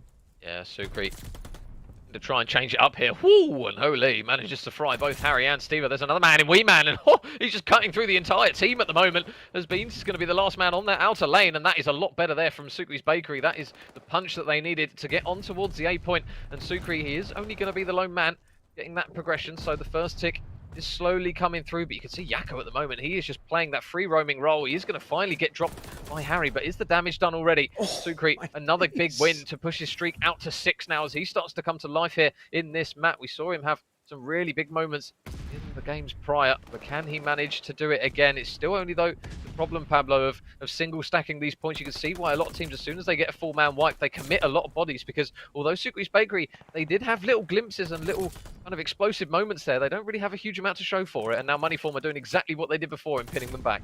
I mean, a lot of this comes down to a distinct lack of support almost for Sucre. He goes on a 6 streak. He's not being dropped. He's on the 8 point. But you've got Eric Boom, who's more like Eric Pop right now. 5 and 15 triple negative. And you've got to be concerned that your players around you just aren't getting the picks, especially if you're going off 16 and 11. With 24 seconds remaining, the life count is still the same, despite the heroics of Sucre. And that's probably just not good enough. And that could be problematic for them. We are finally seeing that zone go over. But look, Moneyform already set up and waiting for that push to be. Number 2 just about, and number 2 is sneaking through Sucre. Is he going to get this kill? Who knows? But it's been an absolutely fascinating watch so far. Christ, Eric Pop. Pablo, you do kill me sometimes, I swear to God. Obviously, you can get away with it because you know Eric, so I'll just leave you to it. But oh my goodness, Eric still looking for more kills in towards the back as Moneyform. They've got to be careful because there are a couple of players, Super being alongside Eric, trying to work their way around the back, and they do manage to get the first engagement, but Harry's still there, still locked up into position, and he does get the first win. He's still looking for more, and streaks are going to come from above as Sucre just to try and land one in the back pocket of Beans, and that is the green flag potentially for Sucre's Bakery to get on towards the point. And Eric, I'll tell you what, he's heard you call him Eric Pop, Pablo. He's turning into Eric, I don't know, Eric Bang? I don't know, what's the middle ground? But he's 5 in a row now, he's doing really well. Yeah, this is what we want to see. You know that Europe rejoices when Eric Boom goes off. He's 10 and 16. He has made somewhat of a comeback, but it's been vital. They really need to get this progress over. They've got that 1 tick, but this is an absolute nightmare. Headshots from Yakko as he absolutely decimates. It is going to be Harry destroys, and they're down to 4 lives. So really good performance in terms of kills, and obviously backed up by the performance from the rest of the team. So no longer just left to Sucre all on his own. It's been a nice performance across the board. But you know, Moneyform are playing this super cautious right now. You know, they get a handful of picks between them that could just place that little bit of doubt in their mind. Beans with another kill on Sucre, and this could be a very telling time. With only 21 seconds remaining, Moneyform might be able to do this. Beans and Harry with the 2 PC drops. Yakko and Eric Boom, it's 10 lives, 9 lives plays 3 major with only 13 seconds remaining. Moneyform gonna do the unthinkable and go into the lead in this Kavutu control. Oh my God, a number 7 Stevo's on a pinch here. Stevo's just cloning through players, and he gets another one as well. Wee Man is going to manage to grab a kill, and oh my goodness, Moneyform, in a situation that looked so diabolical for them, have managed to hold that round. The boys of Sucre's Bakery, they just didn't give themselves enough time, even though they had the lives. The boys of Moneyform just shut up shop there. They played their lives. Stevo with a huge flank through P1, and all of a sudden now they are 1 round away from taking this map number 3 and potentially the start of the reverse sweep. I think we need to check whether the wee man of Tarley's gun is made of dragon glass, because he went off at the end. Unstoppable performance to put them 2-1 in the lead. And we talked about the biggest team having the biggest, discipline, having the ability to reset and regain. And right now they are doing that at 2-1. In it, they that first round really set things up, and they are ready to take this by the horns. But again, they've got this really difficult attacking round to consider, and you can see the kind of caution that they've done. They've pushed a couple rounds of beach, but they've been tagged up towards the back, and now it is going to be the boys in blue with that very healthy setup across mid, and it's going to be a big job towards beach now for Stevo and Harry. Yeah, Stevo doesn't have the help now of Harry, so he's going to have to stay alive and over towards that troop carrier. That is exactly how difficult it is to stay alive. So Sucre just going to transition over, but Wee Man is going to just catch him on that odd occasion. And the Yakko still working his way over towards the A point. He might have got some godly timing, actually. I don't think... No, never mind. Wee Man is going to shut him down. So Moneyform now with a 3-life advantage. They've got the players over towards that A point, and they are stacking it with both Harry and Stevo. Super still just roaming around this P1, just looking for picks. But meanwhile, Moneyform, that progression is starting to come through. The second tick is now looming. They do manage to take down Beans and Wee Man, but Eric Boom is going to get taken down on that occasion by, I believe, what was an explosive barrel. But now Super, now's his opportunity to try and push through. Manages to take down one. Yakko's going to take down Beans as well, and what was looking like a bit of a bleak situation looks as though they've hit the regain button right when they need to, because Moneyform were really starting to progress over towards that A point. Yeah, more importantly, they managed to push them off and get that space out. So they've got control back of that middle ground, and they forced Moneyform out towards the back. A big fight going down towards Beach as both players stay alive. Super gets an amazing two pieces. He drops Harry and Beads, but look at that. Over towards Beach, it's 2 and 4. It's Suki and Eric Boom ominously making their way across, and they're squeezing that Moneyform side out, and they are going to cause immense problems. And Major with 21 seconds remaining and a 20 life to 15 life, 5 life advantage. This is looking very good to tie the round up, and we're potentially going into a super exciting round 5. Yeah, super. Looking for more. 5 in a row. Looking for the 6th onto Beans. And oh my goodness, Moneyform. They've been battered in this round, and Super has been at the helm of it as he manages to get another kill. They're not going to touch the point. And after a really good start in that round, Sucre's Bakery, they tie it up to 2 rounds apiece. And we've seen it before when it comes down to these final rounds. This defensive side is going to be the all-important one. Who is going to be on the defense? And it's going to be Moneyform here, Pablo. So that is a huge moment for them potentially in this series, really. Yeah, absolutely. When we've seen so many defensive rounds go the way, of the defending team, apologies. But Moneyform, this is a massive opportunity for them to get back into this game, get their confidence back up, get their shots on point, and they just need to do it with the kind of aplomb they did in that first round. This is going to be huge, and already Steve-O, you can see that fire in his belly as he gets, the shot over on towards Yako and Eric Boom, 2 of the fastest players in the game, and Steve-O still bodying kids. So right now, we're seeing the kill feed go back and forth. We are going to see that first tick go over towards A. Moneyform looking very, very strong right now. It's 27 lives to 25, so Major still only a 2 life difference. Yeah, and Eric Boom just pushed up over towards P5 hill, and he manages to grab a couple of kills for it as well. Beans is going to entry in towards with 2. And Sucre still just trying to lock down this hill as the progression is coming through, but they were so close to getting that A point done. They aren't going to be able to do it. More tacticals and nades are going to be thrown, and now this is the difficulty for Sucre's Bakery. This is what we've seen both of these teams do to each other, really, when they try and pin them back. But a couple of players have managed to slip through the net. Yako and Eric Boom have now worked their way on towards the B point, and there's a big kill there coming through from Beans to take down 1. Number 4 in Eric Boom. How many can he grab? They're going to line up for him as he grabs 1, grabs 2, and Eric Boom, there you go, living up to the name that we all know and love. He is going to grab another couple of kills, and he's waiting for his teammates just to try and transition, but they're going to need a lot more from him, just like that, Pablo, if they're going to get this attacking round done. Yeah, absolutely. Eric has packed the TNT and set the explosives off with an awesome 2-piece right there, and it looks like the Eric Boom of old. But Sucre's Bakery still with this huge job to do. They have got a point down. There is a 3 life advantage for them, and it really isn't anything in the scheme of things. But Moneyform, they are getting kill after kill. Sucre's Bakery looking strong, and this could be a monumental moment. And we've got over towards P1, number 5 there, not able to get any picks, and the kill feed again, Major, is superbly blue as Supia, Eric Boom, and Yako a drop Moneyform. This is problematic. Supia over towards the back. Is he going to get the 2 piece? Yes. Oh my God, he gets the 3 piece. Absolute plays from Supia, Major. 1 minute 21 left, and they have got B-side control.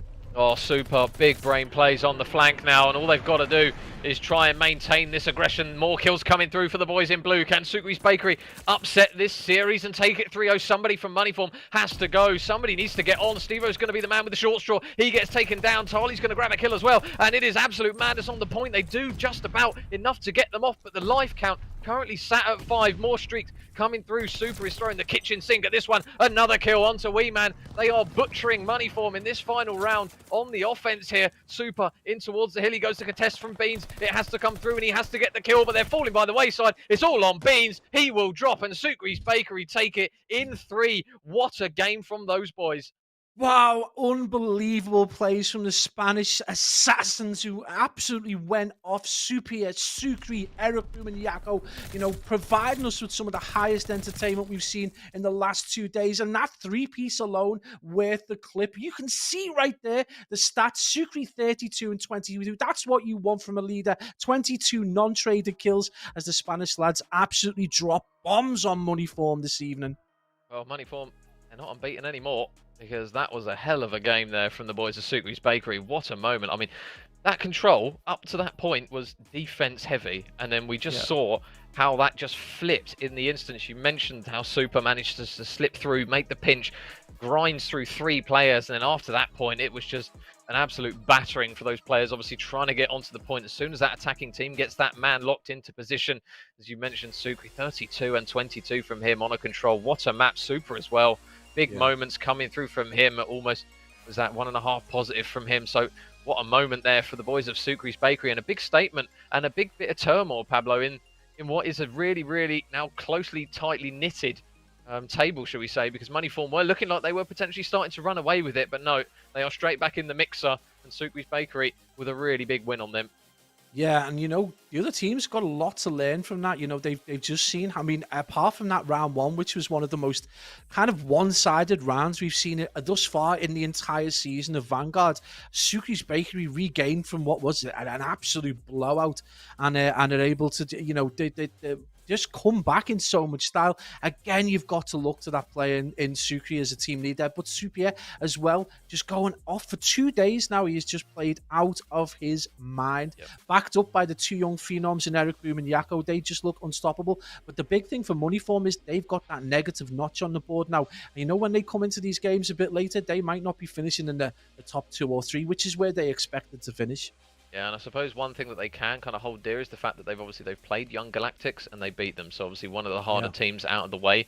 So unfortunately for them, a loss is going to come up against a team that obviously we know the ability that Sukri's Bakery has got. But the boys of Young Galactics, obviously they've got them out the way. And meanwhile, Young Galactics did manage to beat Flux 3-0 in that other game. And meanwhile, Revenge Tour, they've managed to 3-0 the originals as well. So 250 to 71 on the hard point, 6-4 on the search, and then 3-0 in the control. So Revenge Tour, again, living up to their name, still going strong in this one. And then obviously United Nations still going on currently against TMT. And United Nations did manage to take the control 3-0. But we are just going to quickly cut to a short break as we try and sort a couple of other bits out and potentially bring you guys maybe what might be another game just in a second as the guys sort out the vetoes. So make sure you grab your drinks. I mean, I need an inhaler after that one. That was an absolute madness of a series. But don't go anywhere, guys. We will be back very shortly just after this break.